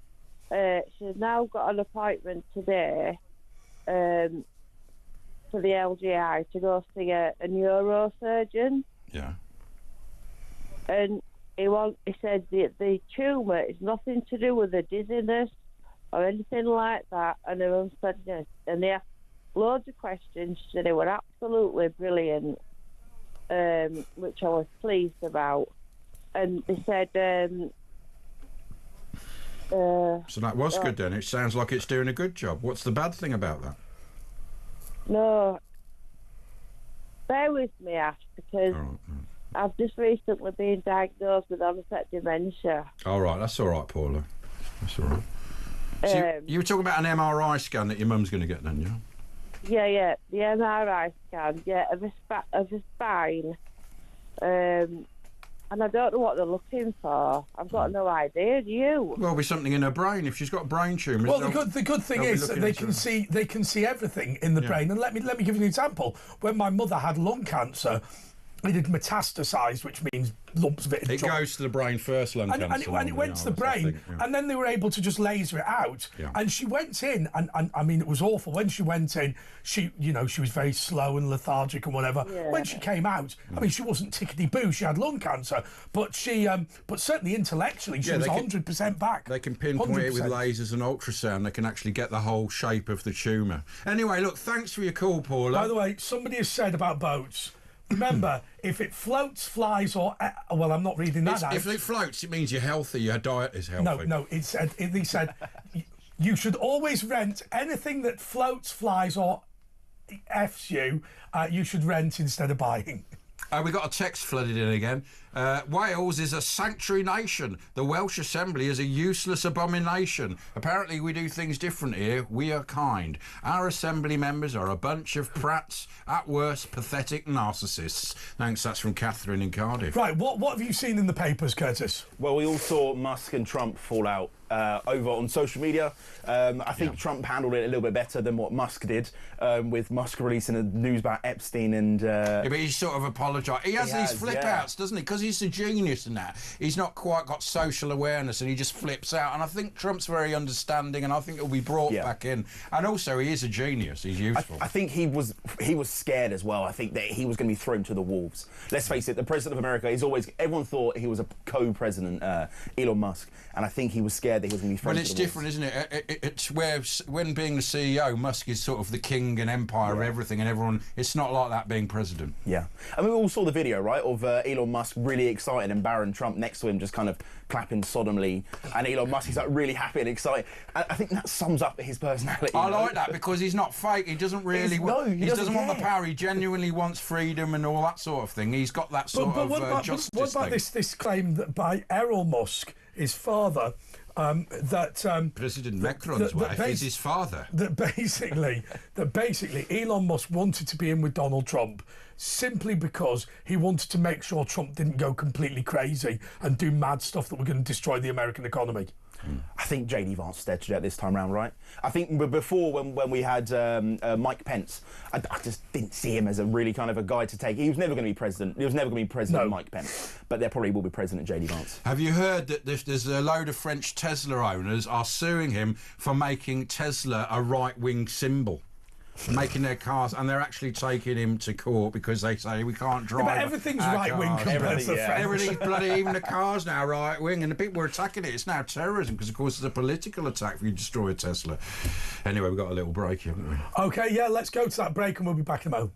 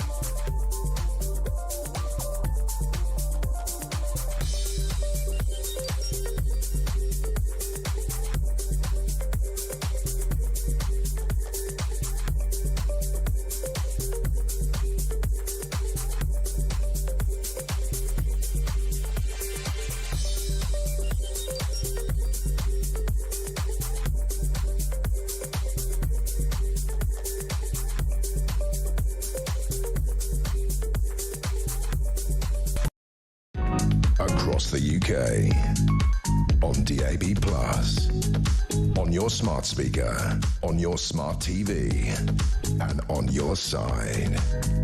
This is Talk. Right, hang on a second. So I've set up my facial recognition on this iPhone. You know, phones now look at where you're looking on the phone. They listen to your conversations, and now a lot of the government, especially in China, can look in and they do everything, and they're basically spying on you, even when they're off as well. They can now, you know, transmit to other phones around and send your data. Oh, I'm not doing that, Siri. What is Siri? Really, yeah. Hey, Siri. So one of my friends got. This is really bad. One of my friends got very drunk. I was staying at her house, and she got really drunk and threw my phone away, and the bin men came and picked it up. And I went, when I went to bed, my phone was on charge. And she went, well, I don't know where it is now. Haven't you got a location data thing on it? Oh, find my phone. Yeah, fine. Well, no, this was, you didn't get an iPhone. You've now got an iPhone. The irony of it is actually a better phone is the one to replace, although it'll spine you. Yeah, Don't worry about that. I had two phones. I had one that I used for work and one that I used personally. Now I've got one phone. Is that the pleasure phone or the business one? It's the one that I contact my... The pleasure centre. Right, come on, Curtis, give us some more. Yeah. Right, we all thought with Trump coming in this year, woke was dead, right? We thought Piers Morgan's got a book coming out. Well, has he really? That'll be a page turner. Groundless claims of workplace racism have soared. Apparently, it's tripled in the last 8 years. However, 95% of racism claims in the workplace are thrown out by employment law judges. It's probably white people are the ones that are having the most. I mean, there was a couple of policemen who said, well, we didn't progress in our career because we were white, and the court found in their favour. Have you been racially discriminated against? Well, I mean, you work for yourself, don't you? But I mean, I as I was saying earlier, I mean, when I was a contributor at the BBC, they used to regularly phone me up and say that they wanted somebody like me, but black. Which I think is just straight out racism. They just outright say that. It is, but they did. Yeah, it's allowed to be racist to punish people for their ancestry, or it's not even their ancestry. Most white people were serfs. No, to be fair, they go black or a woman. Black or black woman. So literally what would happen is, say, I mean, some of these things, some of these contributor jobs, like say you go on Newsnight, might be 500 quid for half an hour. For somebody to phone you up and go, I've got this 500 quid gig, we think you're brilliant, the only problem is we need you to be either black or a woman. Can you help us find somebody to not... Well, of course, what I used to do was go, yes, I will help you, I'll work all week. And then did absolutely nothing. And then would phone them at the end and go, I can't find anyone at all. And that sometimes would get you the work. Well, on the same article, it says the NHS has faced the most with 488 since 2017. However, only 19 claims were upheld. Good. People are taking the Michael, aren't they? And they're getting it back at them now. Do you reckon it's the younger generation, though? Do you think it's they feel a bit more entitled? Yeah, definitely. You know, that you can see in a lot of these universities what was going on. They really are entitled. You know what I mean? Actually, they said, do you remember those ones in America said, oh, we need humanitarian aid? I mean, they could have just gone to the McDonald's over the road from the campus. They were sort of in this mind that they were stuck in tunnels. You know, they got in this crazy mindset. Well, I mean, it's like Greta this week, right? I mean, she thought she was... I've been kidnapped. She's smiling at the sandwich guy. Yeah. I thought that the Israeli response to Greta Thunberg was absolutely brilliant. Oh, yeah. What they said was, that guy, he said, look, he said, first of all, this is a publicity stunt. He said, secondly, there's very little aid on board. He said, look, the reason we turned around Greta Thunberg's boat was we decided that we didn't want our ports to be a selfie spot for every terrorist in the world. Right? That's so... Can you imagine what would happen to her if she got into Gaza? I mean, there was a guy, an Italian guy, did it about 15 years ago, and he actually got in as a freedom fighter. He had his photo taken with the Hamas leader, the one that was killed by Mossad.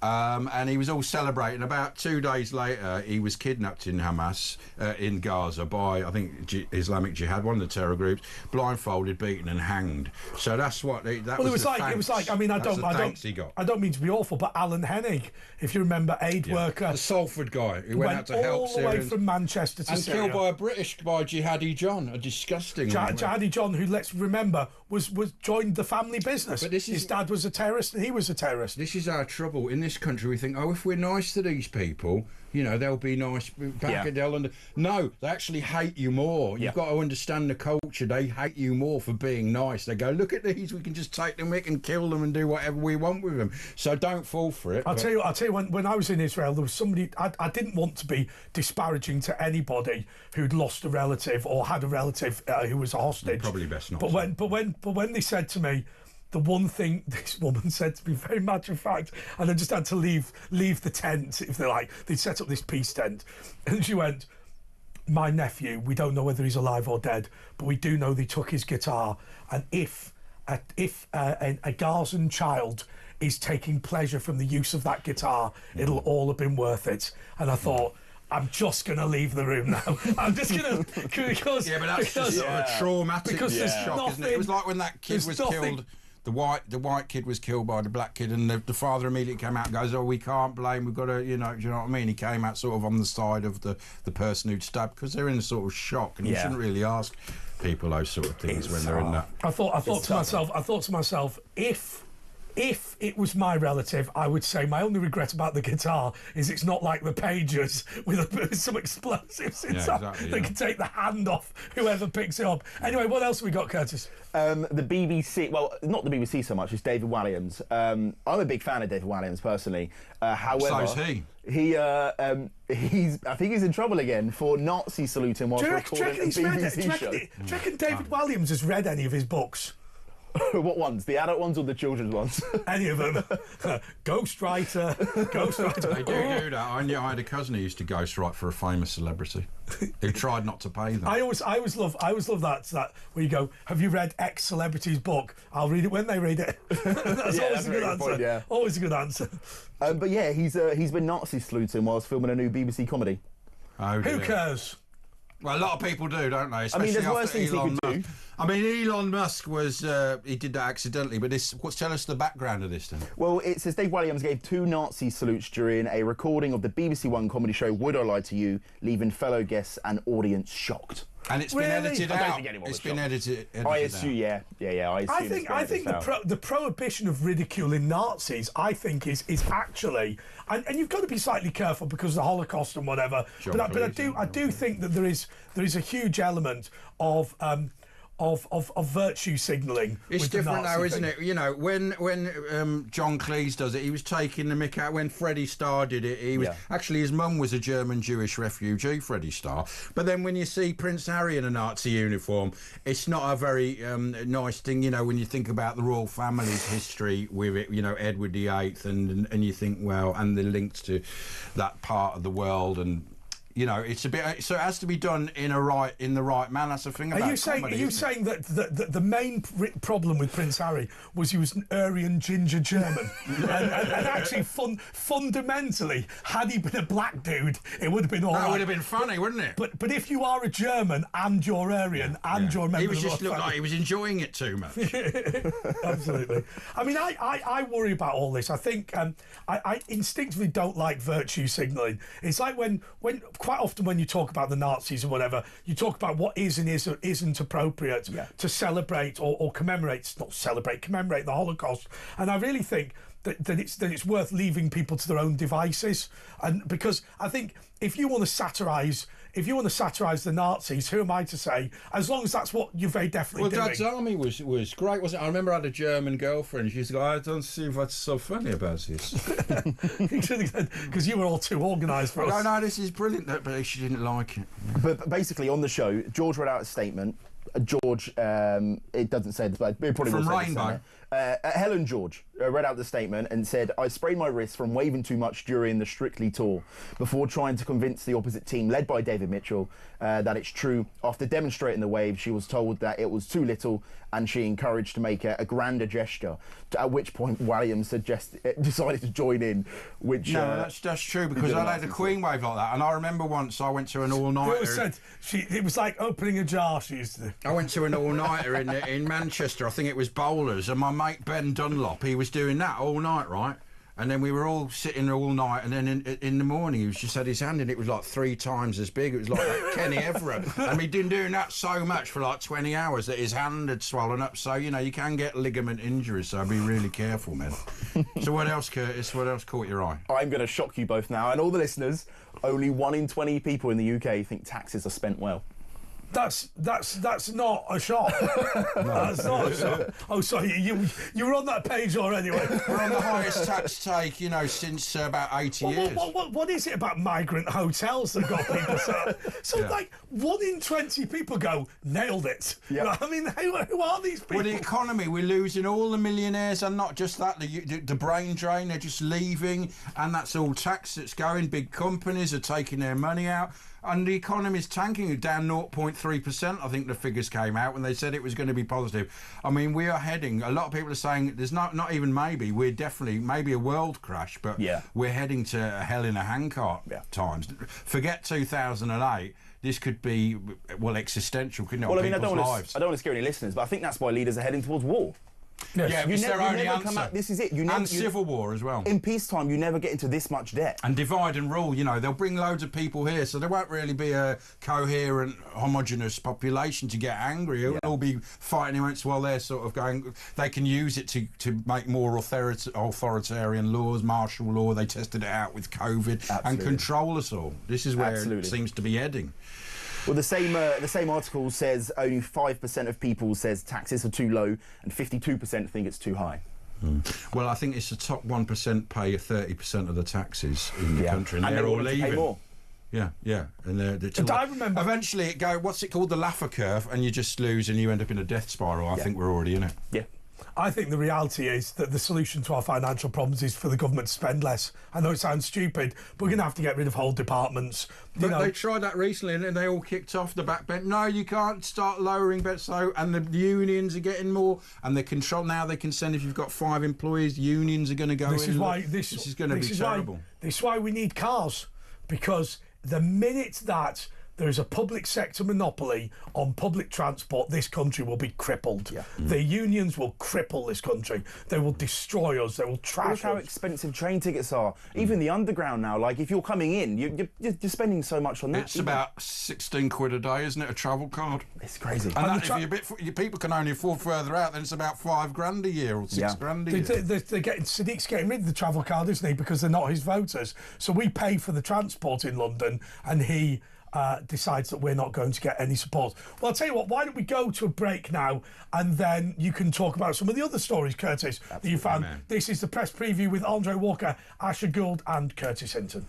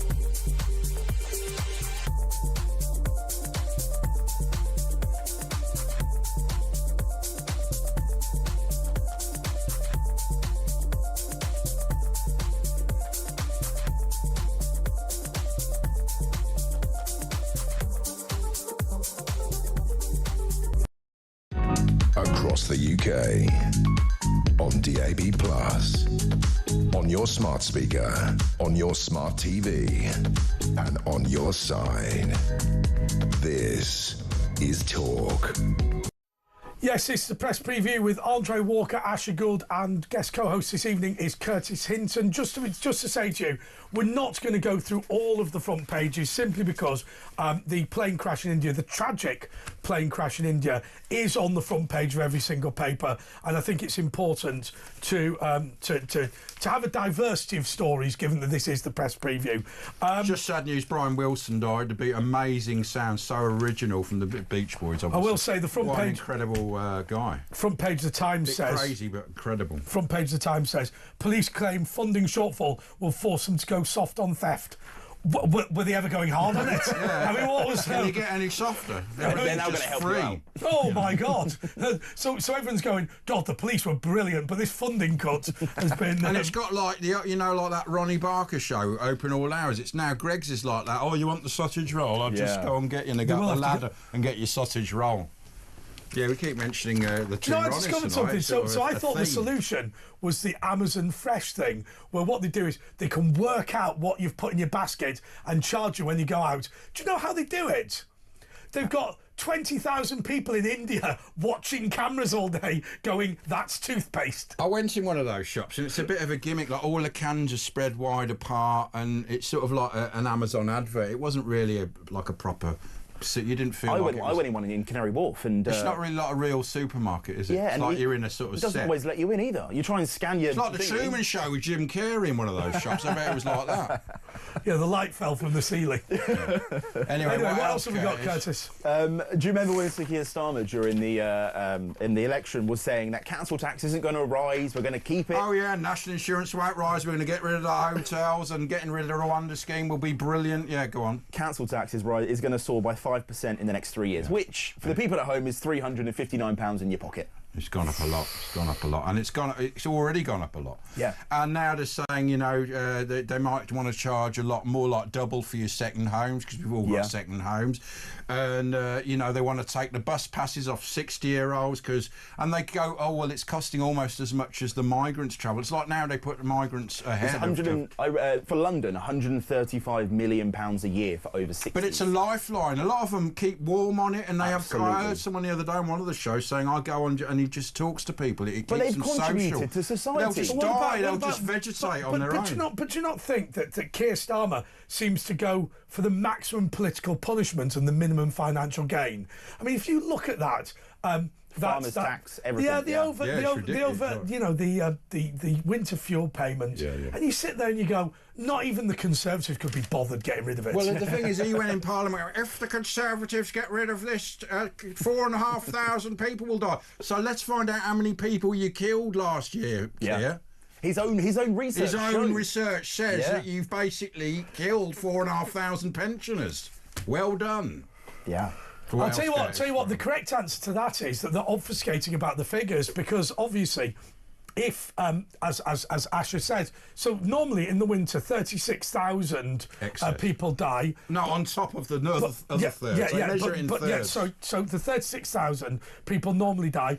Keir Starmer's own research said that 4,500 people would die. One would assume that if 40,000 people have died over the winter, then he was proved right and he's killed 4,000 people. Yeah, but not only that, why don't you just give the 40,000 people enough to all keep warm? Anyway. Yeah, the ones that he knows that are going to... Yeah, why not? You're meant to be the Labour Party. You're obviously not. You don't really care about those sort of people. It's been taken over by the academicians and the service sector, public service sector. He said he left it for the people who could afford it. Well, if 4,500 were going to die, clearly they couldn't afford it. Yeah, that's absolutely right. Plus the 36,000 on top of that. Yeah. Who are just dying. Right, what else have we got? They also, obviously, you don't have to pay for their hospital bills as well and their care homes, so there's a big benefit. Pensions, they want to kill them off. Yeah. It's the communist way, isn't it? I think there's an element of they voted for Brexit, now they need to be killed. Of course it is, and they don't vote, and they're not Labour voters. No, that's wrong. Not they voted for Brexit. It's kind of, oh look, we've got no love for these people. They don't vote for us, basically. I don't think they want them dead. They've just got no love for them. They can't vote against them if they're not a pro to them. And there's no costs. Yeah. They give no advantage to Labour. Well, they're disadvantaged because they vote against them. Yeah. And that's how lethal and ruthless the left are. We've seen they sort of are. Well, they kill people. You look at Stalin, millions of people. Ultimately, they don't mind people dying for their cause, which they don't really know what it is, but they want to bring down society. And what's going to be next? War. And that's where they tackle the young right-wingers. World War, and then who was it said World War IV will be fought with sticks and stones? Einstein, wasn't it? I have to say, I worry about the thing that Vladimir Putin's been talking about this week, which is China invading Russia.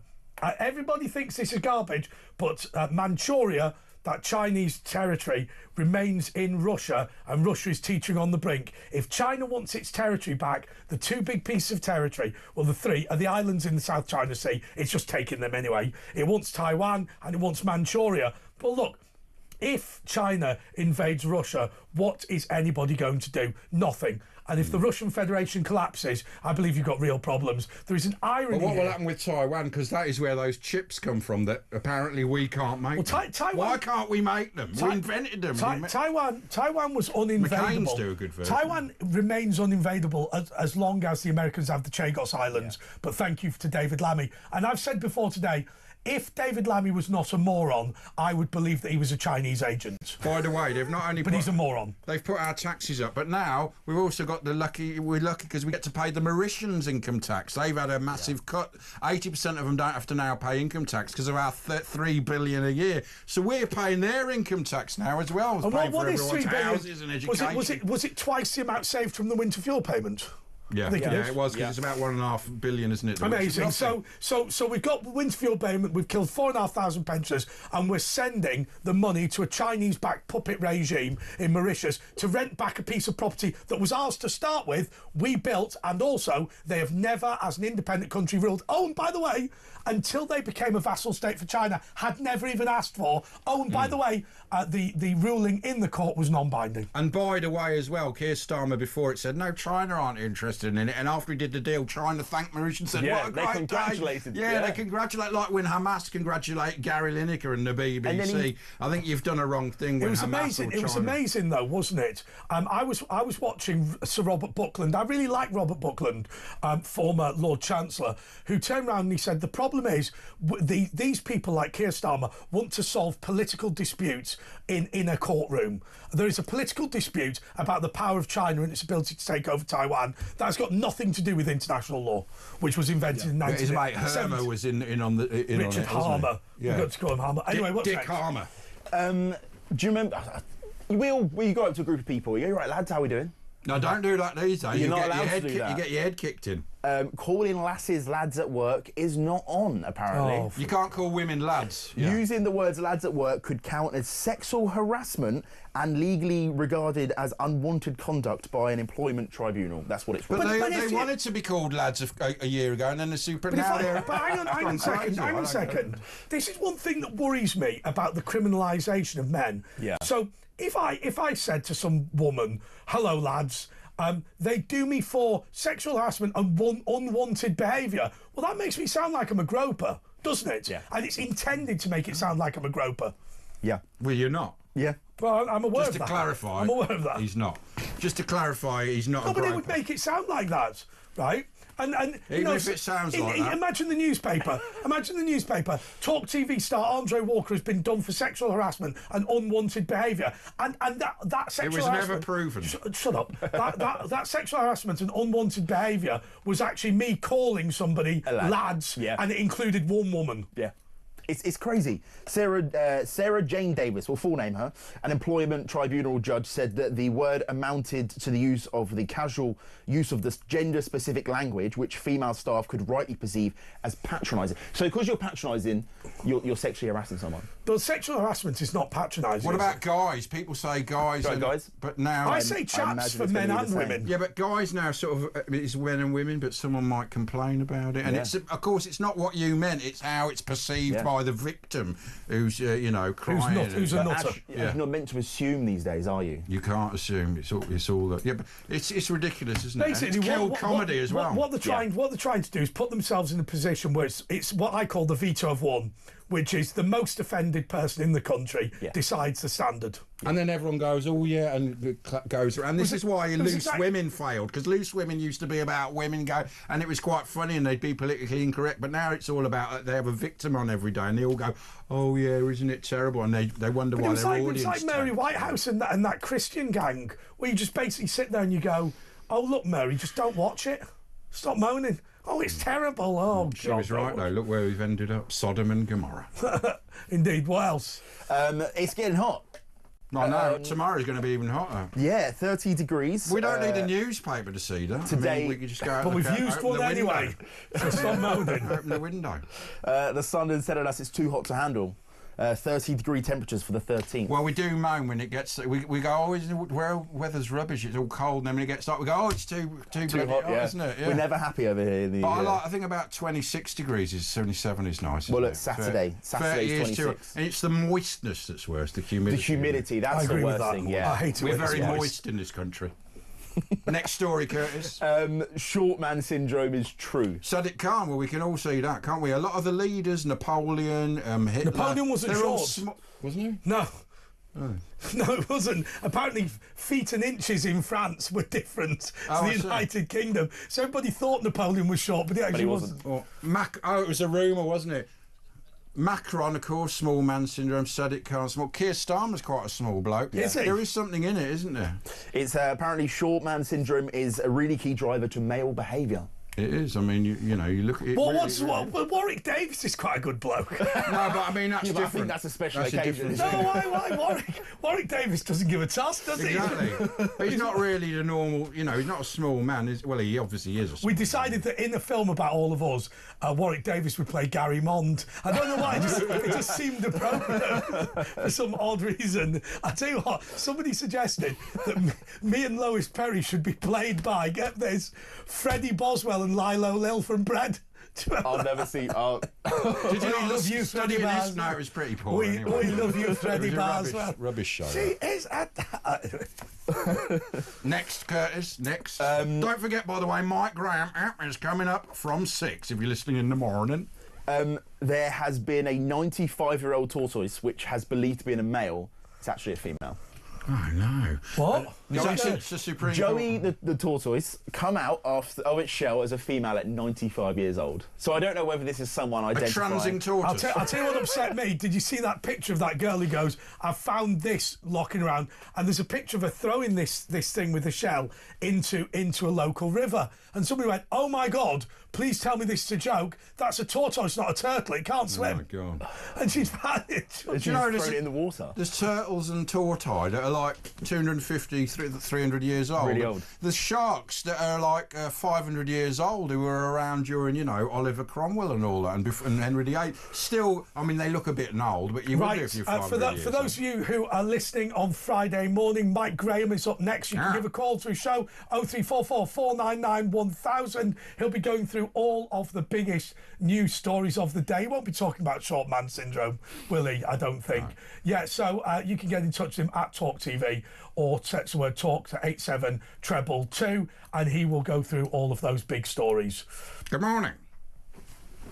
And if you're still listening on Thursday nights, this is still the press preview for 1 minute. I've just saved Mike saying good morning. I've done his good morning. But Curtis, thanks for coming in. Tell us what you're up to, what you're going to be doing. All right, you know what? There's nothing planned yet, so let's see what happens. He needs a job. Give him a job, man. This is my video interview.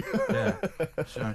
OnlyFans. What do you recommend? Jim Carrey look-alike? We're not doing an old Jim Carrey OnlyFans. I think there already is one. He used to be a chef, a properly fully trained chef. You've got a dish of the day. We've got 20 seconds. What's your dish to make today? Dish of the day. On a hot day. It's going to be a hot day. Caesar salad. Chicken Caesar. Caesar salad, toss the lettuce, chuck the chicken in, bit of salad, shove it down your gullet. No, we don't want Caesar salad. We want something more interesting than that. Okay, so that is Curtis Sinton. Thank you so much. Hope to have you on again. We're going to be taking your calls in a couple of minutes. 0344 499 1000. We've got 4 slots available, so that should be good news. We will be back just in a moment.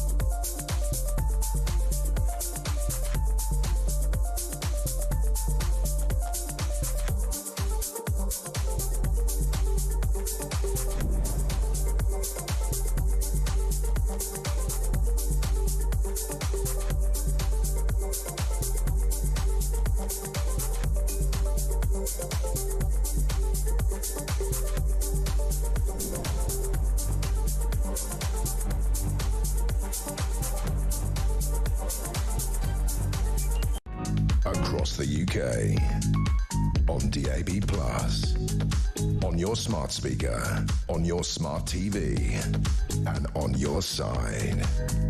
This is Talk.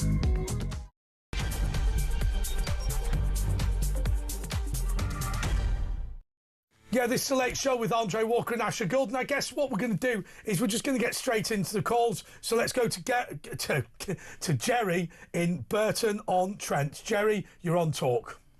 Morning, guys. Morning. Morning. Militia and Ash, I just love James Wales, and I just love the mic. I'll keep it going, man. Join him from 6. Actually, up no end. I've got a couple of points, but I don't think you'll have time for the second. No, relax, man, relax. Oh, relax, you know, baby. I want to mention this business about asylum seekers with landlords. Yes. And basically, I'm not sure people are seeing it right through to the end.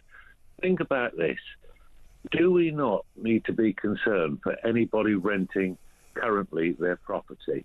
Because basically, any landlord is going to be tempted by the deal the government's going to offer. Well, I saw it on news report, and this builder was saying, a hard-working British guy going, I've just been given notice because he's going to get 500 quid a month more from someone who's just come in the country. This hard-working man, he goes, I don't know what to do. And that's it. And he'll have to look for a place now. That will be £500 more because it's changed the market because of that.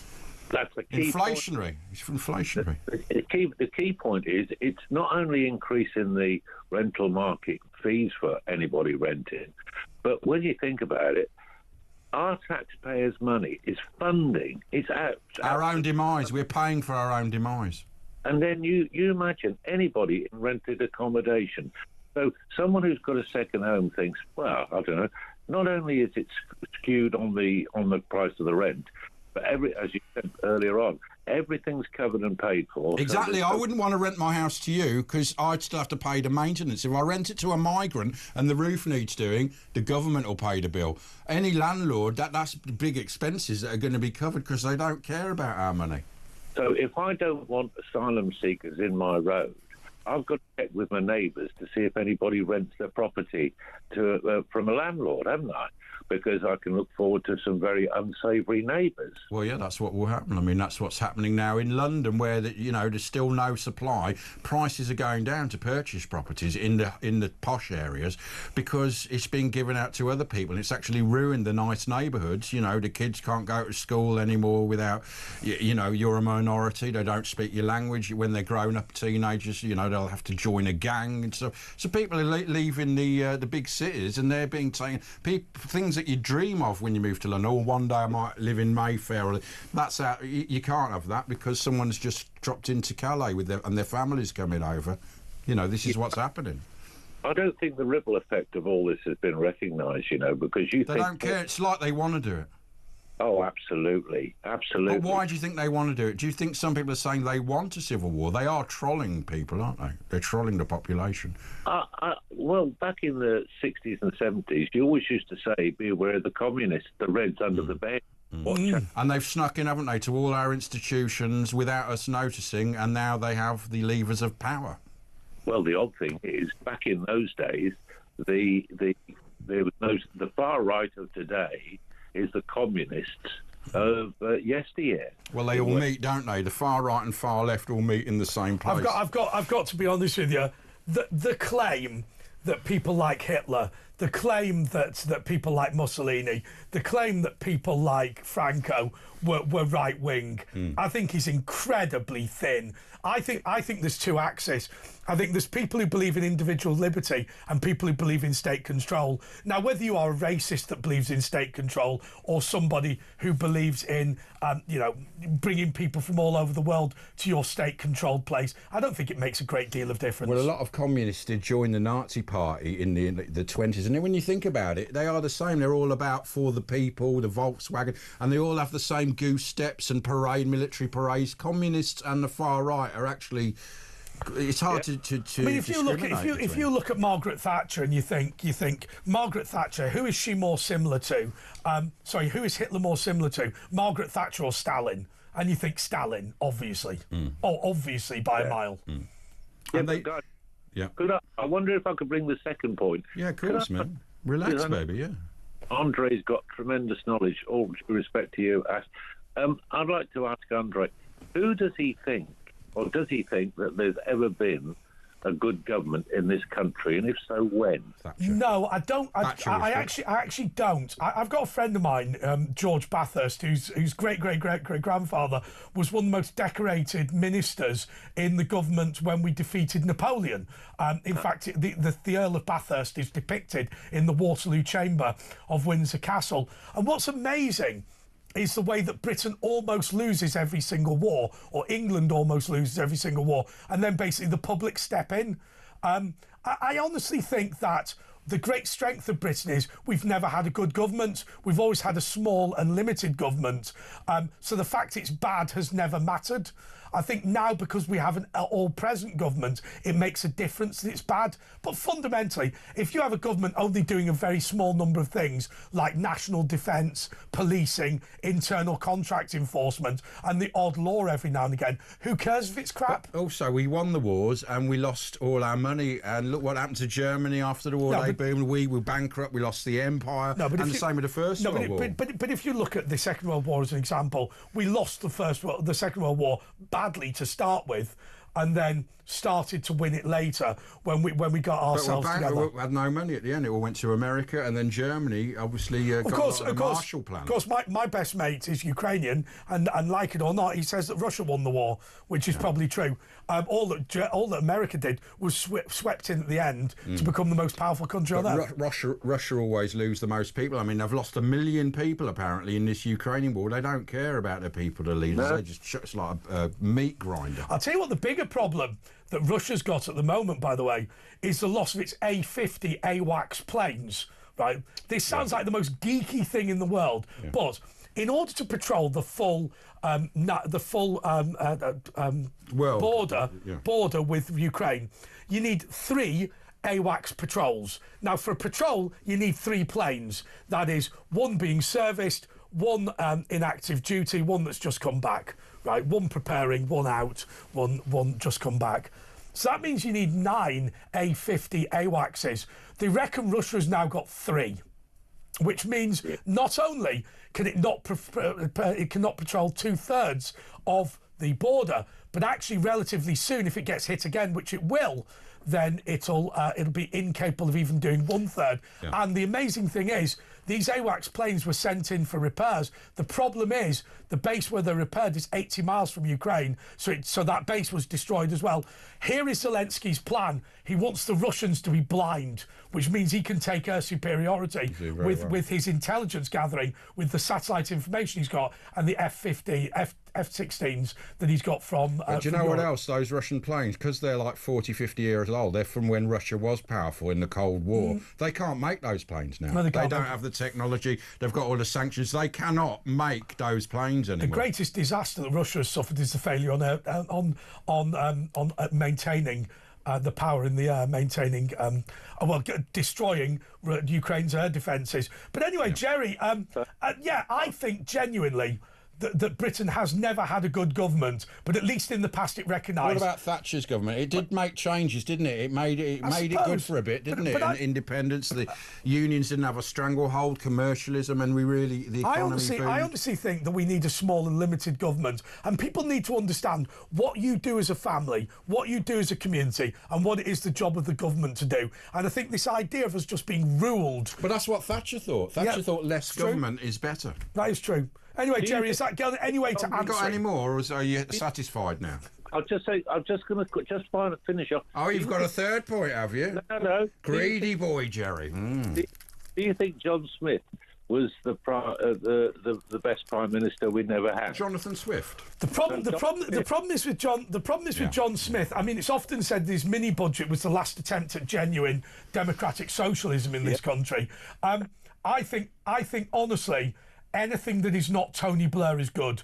What Tony Blair did to the Constitution. So John Smith wanted Britain to be a democratic socialist country within the context of its constitution. Blair ripped the constitution to bits, and I don't think even to this day he knows the damage that he did. He was one of the last honourable Labour leaders or politicians even. I remember I was on air with James Wales when he died, and everyone was in shock because he was a shoo-in to win, and then it all changed and you got Mandelson and obviously Tony Blair and everyone, all these people that fell for it, people I respected go, oh yeah, and they all voted for Tony Blair. Do you know what Margaret Thatcher? Do you know what Margaret Thatcher once said about Kinnock? She said, "I never had any respect for Kinnock because it always struck me that that what he was doing was a fundamentally dishonourable endeavour, which was to persuade people that the Labour Party would not enact the policies that the Labour Party would in government, to persuade people that it wasn't socialist, to persuade people it wasn't left-wing, to persuade people it wasn't in favour of high tax and nationalisation." And basically, the whole project that Labour embarks on is to try and persuade people it will not do what it will do. And that I find dishonest as I chink a glass. Starmer did exactly the same thing, and in fact so did the Tories for the 14 years before.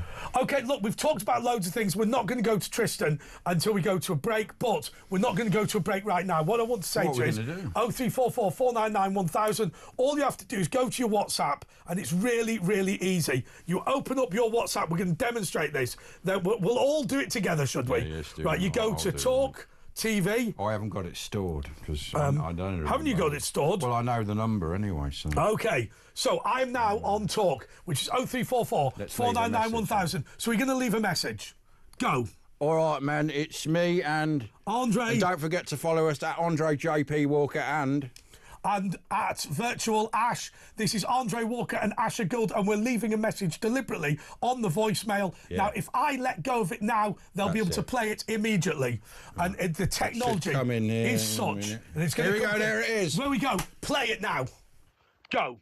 All right, man, it's me and Andre. And don't forget to follow us at Andre JP Walker and at Virtual Ash. This is Andre Walker and Asher Gould, and we're leaving a message deliberately on the voicemail. Now, if I let go of it now, they'll be able to play it immediately. And now there we we're go. back in the room. So just to say to you, we absolutely love these messages, and we play lots of them simply because it just makes it really, really easy for us if you send us the message, and we can. I mean, we won't play it as quickly as that because you might use potty language, whereas we knew that was all right.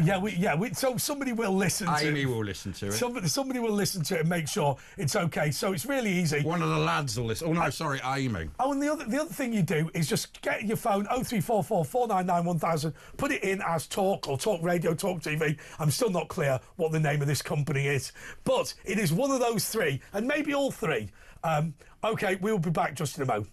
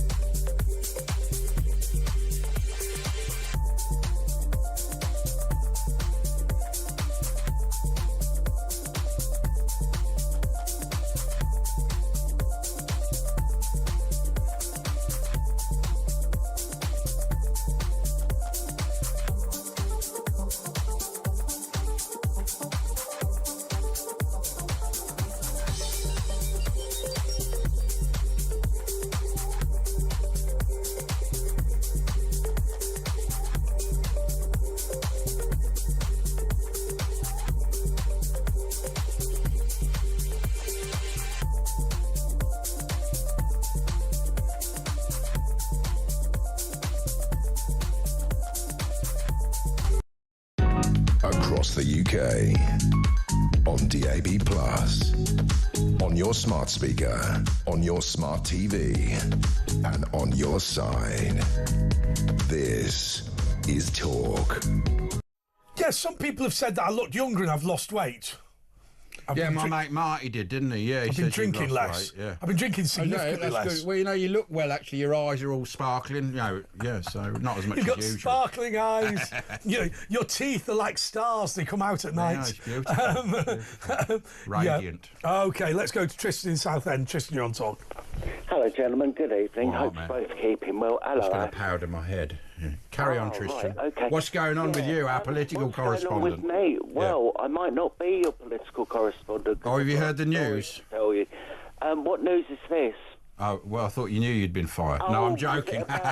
You haven't been. Hey! Go on, what is it? Yeah. What's going on, man? Well, I've just been incredibly stupid in life, and I need to tell you why. Let's tell you all. So, back in November... By the way, Tristan, I can't tell you anymore, but I guarantee that in the past few weeks I've been more stupid than you. Let's find out. What did you do that was so stupid, Okay, Tristan? So, 14 years ago, I took someone in. It was someone I work with. 2 weeks later, they quit their job, and I said, don't worry about the rent. That was not supposed to last for 13 years. What? Seriously, I'm not joking. This is why They've been living rent-free in your house for 13 years? Not paying anything towards... Not still there, though. Yeah. Not Can they hear you? Can they hear you on the phone? I'm so scared right now, you wouldn't believe it. Oh, you mean they're dangerous? Are they a bit like a bunny boiler? No, not that. It's just they'll get an earful. It's a bit of a weird thing, like it's called cuckooing, when you move into someone's house and take it over. That's basically, they've got a rent-free apartment, they've nicked it off you. You maybe should get in touch with someone about this. Sorry. Just to be clear, I'm going to repeat this. You allowed someone to stay in your house rent-free for a couple of weeks and they've been there 13 years. Yeah, you need to see someone about it. Do you see how stupid I am on Well, it's that you've been psychologically taken, that is called, that you want to see someone about that, maybe the police or social services. I have to say, you have to stop this, Kristen. Yeah, I'm going to. And send them a bill for the 13 years rent. Yeah, the thing is, we went on the housing transfer register. Took a year. Back in November, they finally finalised this. And I've come up as number 1 on a property, which is unbelievable. It suits all my disability needs, so it's perfect. It's 2-bedroom, and I thought I'd be able to teach him some responsibility. Just say you're moving there and he's not. That's what you want to say. Well, he said if I move there, he's not moving in. Oh, OK. Well, that's great news then. Well, that's great news, but I can't have that flat. It's a perfect flat. It meets all my medical... Well, it's you can't have it without him? That's right. It meets all my medical needs, Ash. I need that flat. Oh, sugar. So now, if you don't move as a 2... Yep, I lose. You mean he helped... Oh, right. So is he like your carer, or is that how he's got on? No, not at all. No, never lifted a But you could live without him, couldn't you?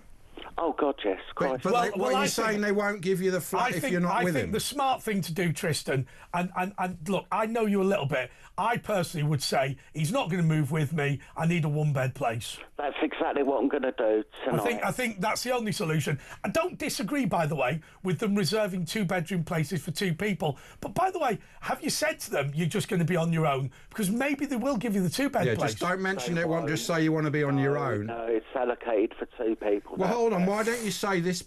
Why don't you make it an issue? Say this person, I'll let him move in for 2 weeks, and he's cuckooed. This is basically he's taken psychologically. Maybe you'll get to another department. Why doesn't get helped out. Tristan, is there any indication of why he doesn't want to move with you? Is it because he wants to force you to stay where you are? No, it's purely because he doesn't like the look of the flat. You couldn't make this up. Oh. And it's not. He's not even paying anything. The other thing. Will he pay for this flat, or is it all paid for? No, it would be paid for by housing benefit. But you've been paying for the last 13 years and he's not paid anything? That's correct, yeah. And I've worked a lot during that period. It sounds like he's... Yeah, definitely cuckooing. But I'll say the other thing. For 5 years, he was off his head on drugs in my flat. 5 years. Doesn't sound like you've got a very savoury Tristan, just to be very, very clear... Coercive behaviour, Tristan, just to be very, very clear, if you're aware of drug abuse in your flat, you can be criminally prosecuted. So let's not discuss this any further. Fair enough. It's a bit late for that. But it sounds like he's done the coercive behaviour on you. However, I'm sure that would be the defence. Yeah. What I would say to you is, Andre, is there any news on the Jewish Association? Well, so this is what we keep talking about. We want the National Jewish Assembly to take Tristan to Israel to be a special correspondent. Come on, we can lobby Gary, can't we? We'll just give him a ring and I'm sure he'll be able to help you out, mate. It'd be great. Thank you. But you won't stop me now I've told you this, will you? He might do. Everyone probably thinks I'm stupid now. Well, I mean... As long as you don't bring your mate with you. Yeah, that's right. Will the bloke come with you? Yeah. What if Gary tells you he's got to come? Yeah. Tristan, I think it's fair to say that that this isn't relevant. Oh, it is Gary, the guy that lives with him. Yes, it is Gary. Can't name anyone. No. By the way, Colin has messaged us to say 1, 2, 3. Colin, don't worry, the system is working. Tristan, I think that's terrible, but I do think you probably do need to be on your own. I do, yes, totally, and I'm doing that tonight without fail. Imagine the freedom. Just on your own, on your own floor, eating grapes, lying on the couch. Yeah, I've not even been able to have friends that I like. No. No, it's madness. No, I've got to break free of this. And it happens. At least you've realised you've hit that point and you know. What's going to happen when he decides, when he realises you're just going to F him off? What happens is it's not my problem anymore. You won't find the bunny boiling in the hot pan. I will not be... The only thing I will not put up with in life is being blackmailed. Yeah. And that's how I view it. Yeah. He's not blackmailing you, though, is he? In a way, he has coerced... He is blackmailing you. Yeah, but please don't... Well, that is illegal. That is a criminal offence. If there's blackmailing going on, then you have to go to the police. It's a criminal offence. Andre, Ash, are you going to think I'm an idiot now? I don't think you're an idiot. No, it's not. It's called coercive behaviour. You don't even know it's happening. Yeah, and until it's too late. will this affect me being on talkTV? Or yeah, I'm afraid you're fired after that story. Never call us again. I'm disgusted. No, don't be silly. Of course it's not. It's of no interest to us. Thank you. Thanks, guys. By the way, your man can call in. Is he next to you now? Put him on the phone. No, only joking. Yeah, but he can call in. And I'm so sorry, Ash. Don't worry about it. You know, it's you that we're worried about. You need to sort this out. But yeah, it's good you've told us. And well, now you're obviously at a point where you're going to sort it out. You sound a bit depressed about it. But what I've got to say, you're not stupid, Tristan. I think it's good that you've got into this position of knowing that you've got to do the right thing. It's called breakthrough, isn't it? Yeah. When you have a nervous break, it's not nervous breakdown, but it's called like a breakthrough moment. But please continue having me on the show, guys. No, don't worry. We're going to, man. Stop being paranoid, man. Okay. And bring your guy in as well. No, don't. Well, you're back in 5 weeks. Okay, lovely. Thank you so much. Thank you. 5 weeks, you're on. Yeah. Right, OK, well, I think that's impressive. Lindsay has said it's not Tristan's fault. He's been conditioned to believe it's normal to continue paying for someone who overstays their welcome. She's also said, in this country, the person isn't foreign. Well, we've got no reason to believe they're foreign. But the thing is, Tristan, he went blind after an epileptic fall, and I fear there's something in the guy taking advantage of that as well. Oh, that worries me. That worries me. Anyway, the suggestion that it's that we would think less of you for that is garbage. Yeah. Daniel is in Shropshire. Daniel, you're on talk. Oh, yeah, Andre, can you hear me okay? No. You can't hear me? No, I can't hear you. Andre, you were saying earlier about how you're adamant to put an end to anti-white racism. Yes. Now, I spoke to you last week about, I don't remember, about the definition of indigenous Britain and how... Yeah, I do vaguely, I do remember. Yeah. Well... I'm totally with you on anti-white racism. I work with young people between the age of 16 and 25 who are, like, as a young person's mental health counsellor. And the amount of discrimination and bullying I hear against young white people is appalling. Yes. I mean, I've got a couple of friends who are primary school teachers as well. The anti-white bullying in school, like children being excluded by... black and Asian pupils. Well, also teachers. You don't get any white male teachers in primary schools for other reasons as well, but it's discrimination. I mean, housing discrimination, exclusion from courses and activities in colleges and universities. And court cases, you know, these rape gangs that were saying you white bitch. There was no racial aggravation, when obviously that is, you know, black and white racial aggravated crime, which actually increases the sentence significantly. So they Daniel, ignore that in the courts. So Daniel, you see that level of discrimination in the playground, do you? No. So I've got a couple of friends who are school teachers. No, I know, but you do. Sorry, not you personally see it. One would see that in the playground of a primary school. Yeah, you will see children being excluded. Like, like if you remember, like, you're at school, or if you've got kids of your own, how, you know, like how in the classroom, how you have to group up for activities. You will have children who will basically be like, you'll have black and Asian children will be like, no, we're not grouping with you, and it'll be. And now the white working class, or the white any class, middle class, are the minority. In fact, there's 74 schools where there's not one white British person in there. In fact, I don't think it matters whether they're white, black, or brown, but not a British cultural, you know, person in that. Well, it only matters the colour of somebody's skin if you have a national broadcaster that says that we decide who gets jobs based on the colour of your skin. If you have universities that decide entry based on the colour of your skin. If you get a different level of justice based on the colour of your skin. If you are required to pay for your train fare if you're white, but you don't have to pay for it if you're a young black person. It only matters if we make it an issue, and we've made it an issue. Yeah. Well, you see, this is the thing, because I'm disgusted by the anti-white race in this country, and it is everywhere. And we are stuck between a rock and a hard place where we can see it happening, but if we complain about it, the government, the authorities will just tell you, shut up, you far-right racist. But here's what I don't understand. I don't understand why Nelson Mandela can complain against discrimination against the majority black community, and Andre Walker can't complain about discrimination against the majority white community. Is it because the discrimination against white people needs to go further before we can talk about it? I can tell you my theory on that, if you let me. They're punishing their cases. Oh, well, the white people messed up the world 200 years ago, and this is payback to be racist against white people. That's correct. That is the reason. Yeah, that's pretty much it. But I do actually have a plan to stop this, Andre, and it's kind of why I've called him, because... Yeah, go on. What's your cunning plan? I'm just a nobody. I don't have a following, and... I know, obviously, you know, it's a damn cheeky question, but I've drafted... I think a plan is that if we, instead of going to the government and saying, we want this to change, if we accuse the government of facilitating racism against white people, then that will put them on the back foot.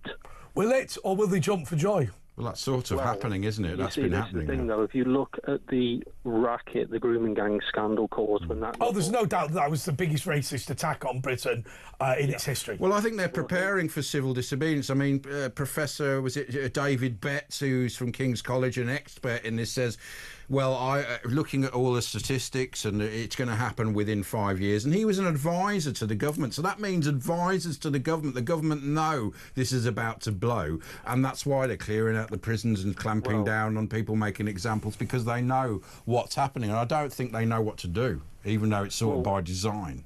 What I'd like to do, Ash, and I know it's a damn big ask, but... That now makes me... you can put you on the prevent list, according to that report the other day. Do you know what? I hope they put me on every prevent list they got. And do you know what I will do? Not care. But anyway... Yes, so, Andrea, if you are adamant that you do want to stop this, and because I'm adamant as well, I know it's a big ask, I've drafted a letter to the government directly accusing them of facilitating racism in multiple forms. But if I'm just one lone voice, I'm a nobody. I'm just wondering, is there any way I can send in confidence a draft of this letter to you? Oh, absolutely. We've got an address here. Let me get it for you. You could get on his Twitter and DM him at Andre Walker, at virtual Andre JP Walker. Can somebody DM me? Yeah, I don't know. Yeah, I've got it set. If he follows you and you haven't blocked it from common people, he can message you. Yeah, I think. Or he could tweet you at Andre JP Walker. Follow me back. If you want to send it, what they're saying is that the fan, if it goes amongst the fan mail, it might get lost. So yeah. I mean, you could read it out. Just go to my Andre JP Walker at Twitter. They reckon that's the easiest one. Yeah. Yeah, that's the thing I've tried to, and for some reason that little male icon. So what have you done all your life? Have you worked, how old are you? Have you worked all your life in Shropshire? And tell us a bit about... No, I'm 30. I spent 3 years in the army when I joined when I was 16. What were you in? What regiment? I was Royal Tank Regiment. Oh, right, OK. So you probably saw action, did you, in Afghanistan and Iraq? No, because unfortunately, how can I put it? I had a lot of family issues where I had to take like about 6 months worth of leave, which I refused to be paid for because my old man was on his deathbed and there was nobody to look after him. Well, it's understandable. So, you know... So you've represented your... And what do you do now? What sort of work do you do? I'm a counsellor for young people. Oh, great. OK, Daniel, well, try and get in touch there. I mean, the other thing is, you can just do email@andrewalker.uk, which is a publicly advertised email address, so you can just email me there. OK, and we will be back just in a couple of moments.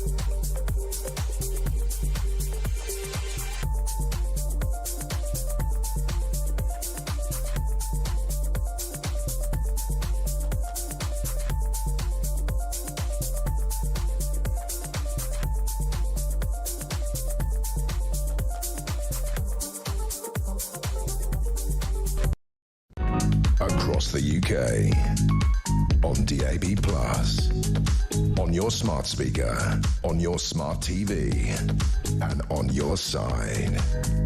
This is Talk. Yes, this is Talk, and this is a late show with Andre Walker and Ashley Gould. Let's go to Cindy in Michigan. Howdy doody, Cindy. Yeah, good afternoon. Good evening, gentlemen. Good evening. Hey. Well, it's morning here. It's morning. It's ridiculous. It's still Thursday where you are, you silly Americans. Get with the programme. It's Friday morning. I know. So what's up, man? We're almost there, 5 hours away. But I just wanted to lend my support tonight to Tristan. I've had something... You don't want to move in with him as well, do you? Because you're coming on holiday. You're trying to get a place, aren't you, when you're over here?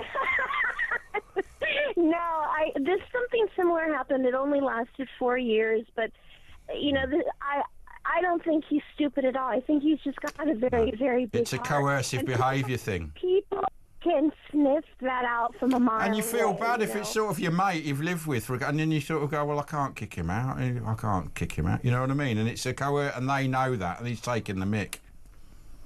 Which means taking the... I think there could be, I suspect there's a little bit of, I don't know. Oh, I suspect Tristan thought he was hot.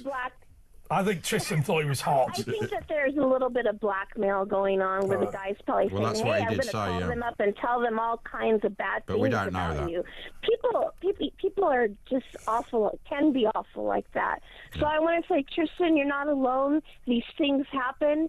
And I don't think you're dumb at all. Well, it's happening across the country. People are moving in from the world and going, we want to move in, and that's what we're almost as a nation of being coerced and gaslit. Oh, yeah. Right. So it's a microcosm of what's going on in the country, if you look at that. What's your view, Cindy, what's your view on Los Angeles, that Donald Trump is literally sending in the army to deport foreign criminals? You know, the police there didn't do anything to stop what was going on. There was looting, setting cars on fire, and they were on their side, the governors and the mayors. They're on the side against America. They're waving Mexican flags. They've been told to wave Americans, but it's not going to work. They had 8,000 a day moving to California. They've now got 12 million living there. It's like an army, and they're thinking, well, we can't actually reverse it now. How can you get rid of 12 million? 8,000 a day coming in. At max, they can get rid of 2,000 a day. So what's going to happen? California's done. Of the National Guard. I am in full support. And the ICE agents don't have the right to injure ICE officers or police officers. They have no right to loot. Well, they have no right to live in America. They just have broken in and have ignored the visas. Right. And so they're criminal. Why do they think they have a right? They're saying it's Mexico because in 1837, for a couple of years, it was Mexico. Well, you lost the war and it's been America for all this time. They think they have the right because the most of the media spins it. Well, yeah, we know what the media's like. It's the same here. Against Donald Trump and against the National Guard. They're there to keep the peace and order and stop this. Is he going to be arrested, Gavin Newsom? He said he's going to say we're not going to pay the tax to the federal government. Well, hold on, that's called tax evasion, and you go to prison for years for that. So is he really going to do that? And Trump? By the way, I want to say to everyone right now, as you know, because I mentioned it before, I'm a colonel in the Kentucky National Guard. If I'm called up to fight the migrants in Kentucky, I will go.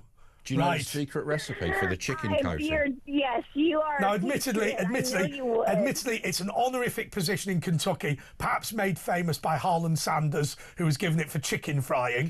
But also, I think Jim Beam and Jack Daniels. No, Jim Beam. Yeah. No. Which one's from Kentucky? Sour mash. Anyway. But if the National Guard are called up in Kentucky to remove illegal migrants, I will go. I will don my uniform. And I will. It's funny, a bourbon here is a biscuit. In America, it's a drink. Yes, it is. Yeah, amazing. Jim Beam and Jack Daniels. And you know what? Like we call biscuits, you call them cookies. But a biscuit in America is some sort of strange savoury dish, isn't it? Yeah, it's like what you eat in the morning. You have it sometimes, but the thing is, food. But the American stuff is actually what the British used to. It's the old English. It's like garbage and trash are actually British, where they're in Shakespeare. But we've lost it, and we think it's American. But actually, baseball was actually first in Cornwall. Baseball was. Also, what about this? Really? Henry VIII used the hard R, so he'd have said car park. Not car park. Well, you can hear American is basically Irish and Cornish, a mixture of those accents. Interesting. Am I right? I didn't know that. It is. I mean, you can hear it. They all speak like Cornish Irishmen. Indeed. All right, Cindy, thank you so much. Kevin is in... Swansea. God, I need glasses. Burridar. North Star. Yeah, and that as well. Yeah. I just want to say about, the teachers. Yeah. I've got a family member who's a teacher, qualified and everything. Yeah. And he stopped teaching and he won't teach now because of the woke thing where he said he deals with IT. And I'm not having kids coming up to me saying, are they a boy or are they a girl? Should they have this? Yeah. And if he says anything about it, he will get in trouble. He won't get promoted. I've heard this across any teachers who are there. Even if they don't believe it, they have to pretend it. Do you remember what CJ Craig said, the fictional character in The West Wing? She said every time her dad went for promotion, there was always a less qualified black woman to take his place. Yeah, right. Fact. Yeah. But the thing is that, anyway, one thing you must never get is lose the phone line, because I'm a pensioner. I've got no internet. I've got internet, obviously, because of the phone. But you don't know how to use it. I haven't got a laptop. I haven't got a computer, you know. So what's the point in the internet, then? Well, I didn't just work to the phone. I couldn't ring you. Oh, so you've got a smartphone. By the way, before we go any further, I'm going to say this is a record for this show. We've got 7 slots available. That means that if you call now, you have got, well, basically you're going to get through 0344 499 1000. We've got a couple of callers, but 7 slots is a lot for us. Sorry, Kevin, continue. Kevin, have you got a smart TV? I mean, I mainly just use the phone on the Wi-Fi, but have you got a smart TV as well that you use the Wi-Fi on? I don't know. Maybe it's smart. They'll put it. So do you watch YouTube and stuff on the TV? Oh yeah, you can. So you've got. So you are. I mean, no one really has actually a computer terminal that they use their internet on anyway. Do you watch us on YouTube, by the way? I've got you on now. On the big telly? Are you watching us on the big telly or on the smartphone? Oh, on the telly. I'm on the Look, we're waving to you in your front room in about 15 to 20 seconds. Look out for it. Yeah, but the thing is, I've got the phone, which I'll ring you on. That's why I say don't get rid of that. What, you ring us on the phone? Groundbreaking. Most people do it on the radio. Yeah, I'm ringing on the phone because it's the only way I can get through to you. So you're watching us on the telly and ringing us on the phone, like traditional. Yeah, but I can't speak to you on the telly, can I? No. No, yeah, you can. Yeah, if you go to the telly and just go, hello, hello. But what did you call in about? About that? About the teaching thing? Yeah, but I was just going to say that this country's going to hell in a handcart. It's an old saying, but yeah, I know. I said it earlier. The economy's going, and I know. It's only a matter of time. Right. By the way, thank you so much, Kevin. Brace yourself. Martin has been in touch to say, send an old school letter addressed to Andre Walker at Talk Towers. It's illegal for anyone to open it. That's not the problem. The problem is they just leave this stack of letters. Oh, lest we forget, 3 weeks ago we found Simon Danchuk's Christmas card. Right, lest we forget. And we found Matt's job application. He's been working here about 3 years. We just found his job application that he sent in. Anyway, here's a message from Peter. I'm 58 now and have been a plasterer for 40 years. It's really hard for me to come to terms with what's happening to our country. I feel strongly, and I quote The Who in the song My Generation, I hope I die before I get old.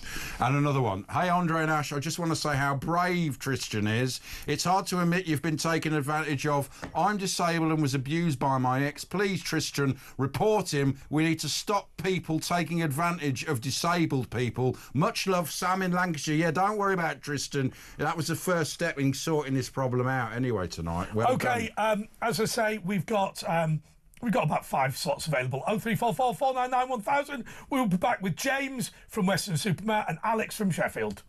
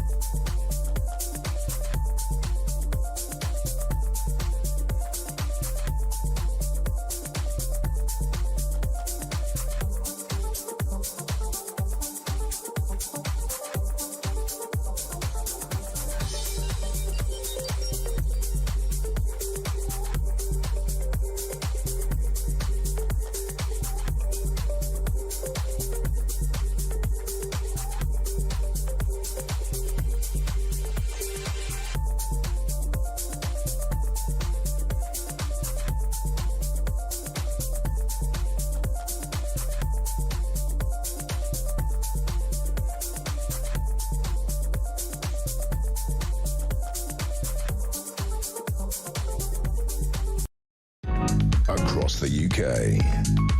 On DAB+, on your smart speaker, on your smart TV, and on your side. This is Talk.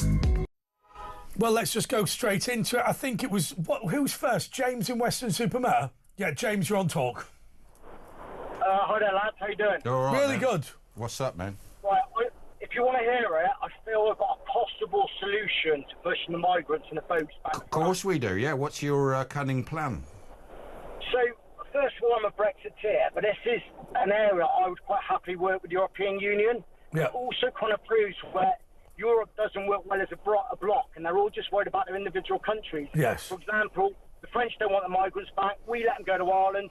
Greece don't stop them at source. The Eastern Bloc let them go through. So they're all worried about themselves. I don't blame them because I don't really want them either. But if we approached Europe and went, we will happily help you set up a border force all along the weak points of the Mediterranean. You can employ ex-veterans like myself. We do a week-on, week-off rotation. We'll come over there and we'll help you defend Europe. You just slash the boats because. Well, hang on a second, James. Can I make a point to you? Guy Verhofstadt, that remarkable federalist, former Prime Minister of Belgium and head of the Liberal Democrats of the European Parliament, he made precisely that point. He said the European Commission will say that Brexit was all to do with only nationalism and all this. He said, actually, we were dysfunctional when it came to having a border force and we should have stopped the migrants. 100%, we just say we'll meet you in the middle. But if you don't meet us in the middle, we will push every boat back to France. And then we're not being selfish. We're saying we'll help you protect. But also, I mean, France, not just Britain. But the border force would be easy. Can I make a point to you, James? Because lots of people, when they think about building a border force, will think about it in the wrong way.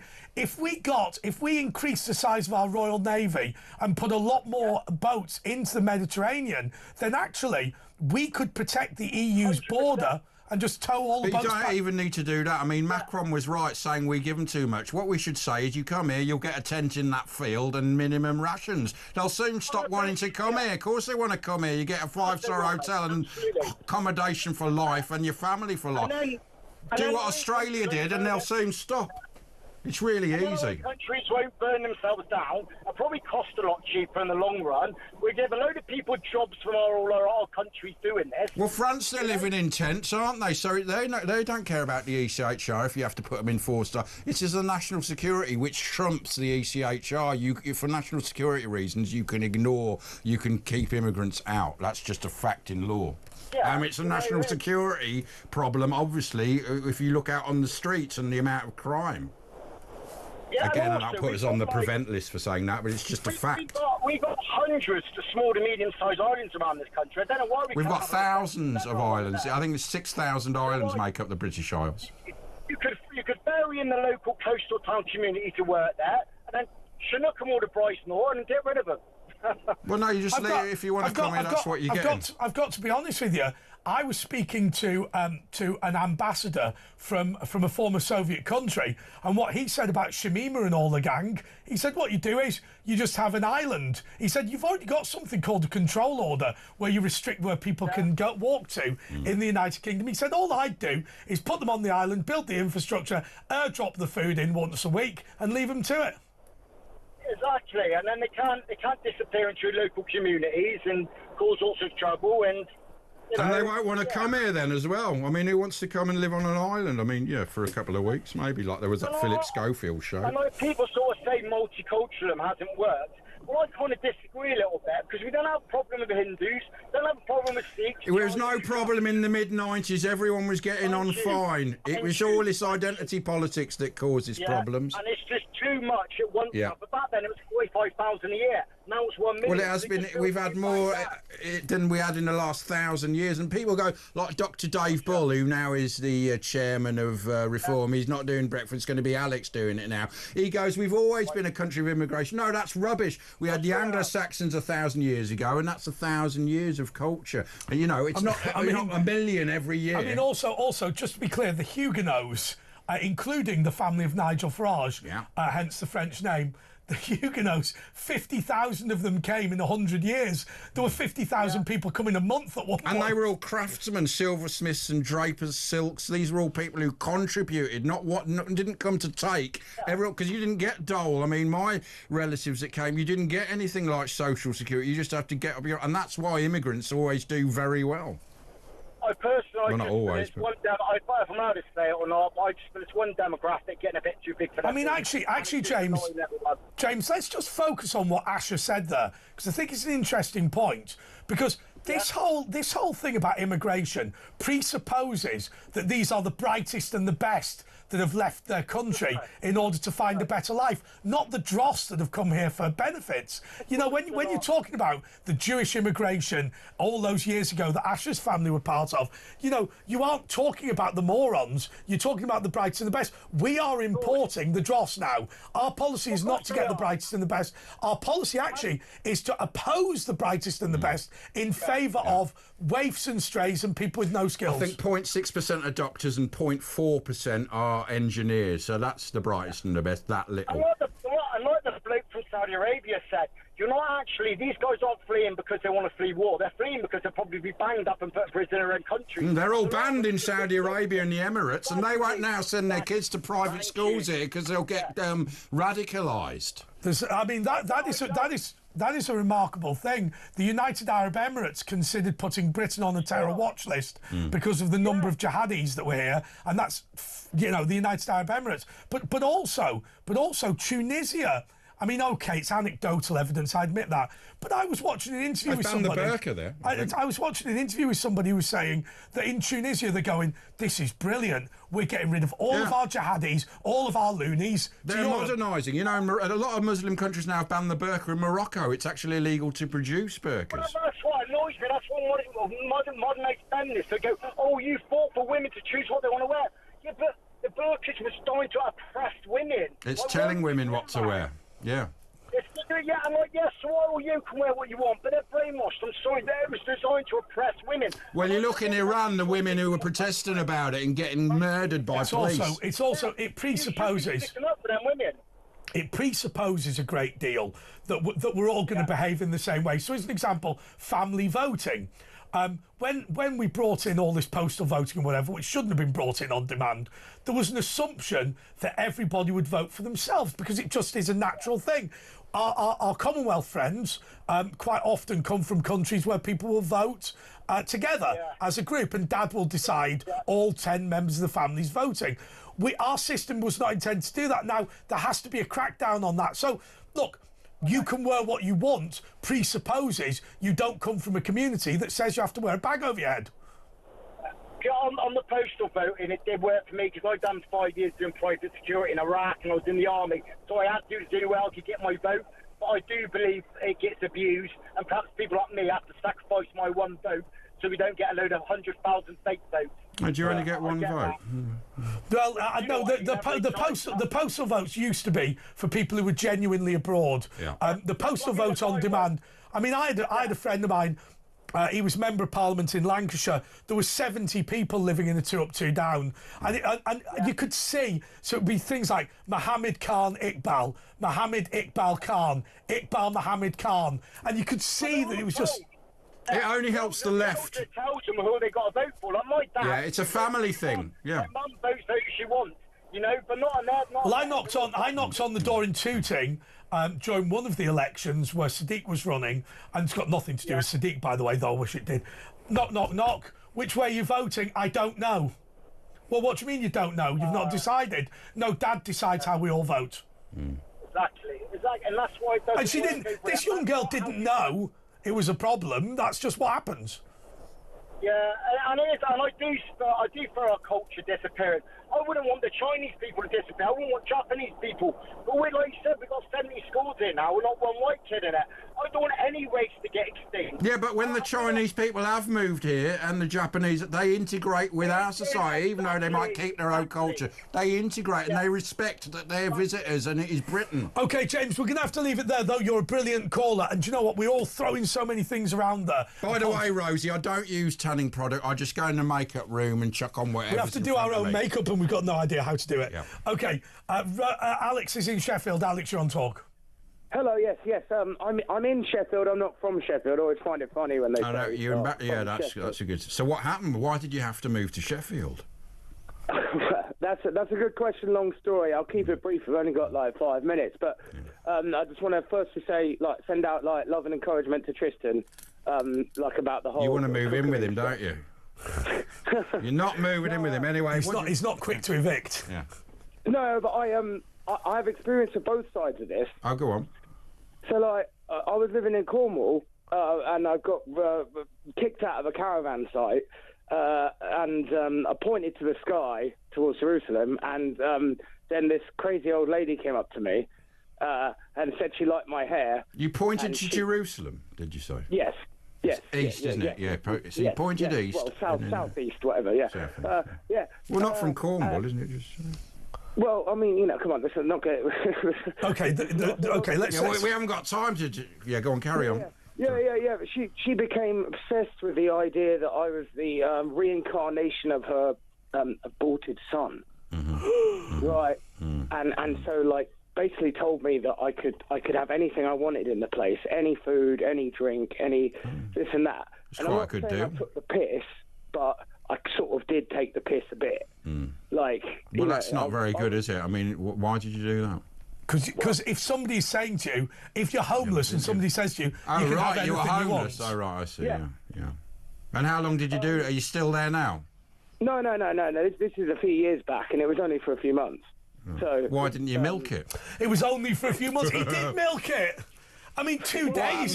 Did you find someone else to coerce? If I needed a vodka at 2 a.m, I'd raid the spirits cabinet. Yeah. Right. Can I just tell you what the gallery's asking? How do you know you weren't the reincarnation of the aborted child? It is a good question. That is a philosophical question. Yeah. Or maybe theological, but let's not get onto that. And also, so now I've got my own flat, and I've put people up for months at a time. Yeah. But I've had people bring out draw knives on me in this place.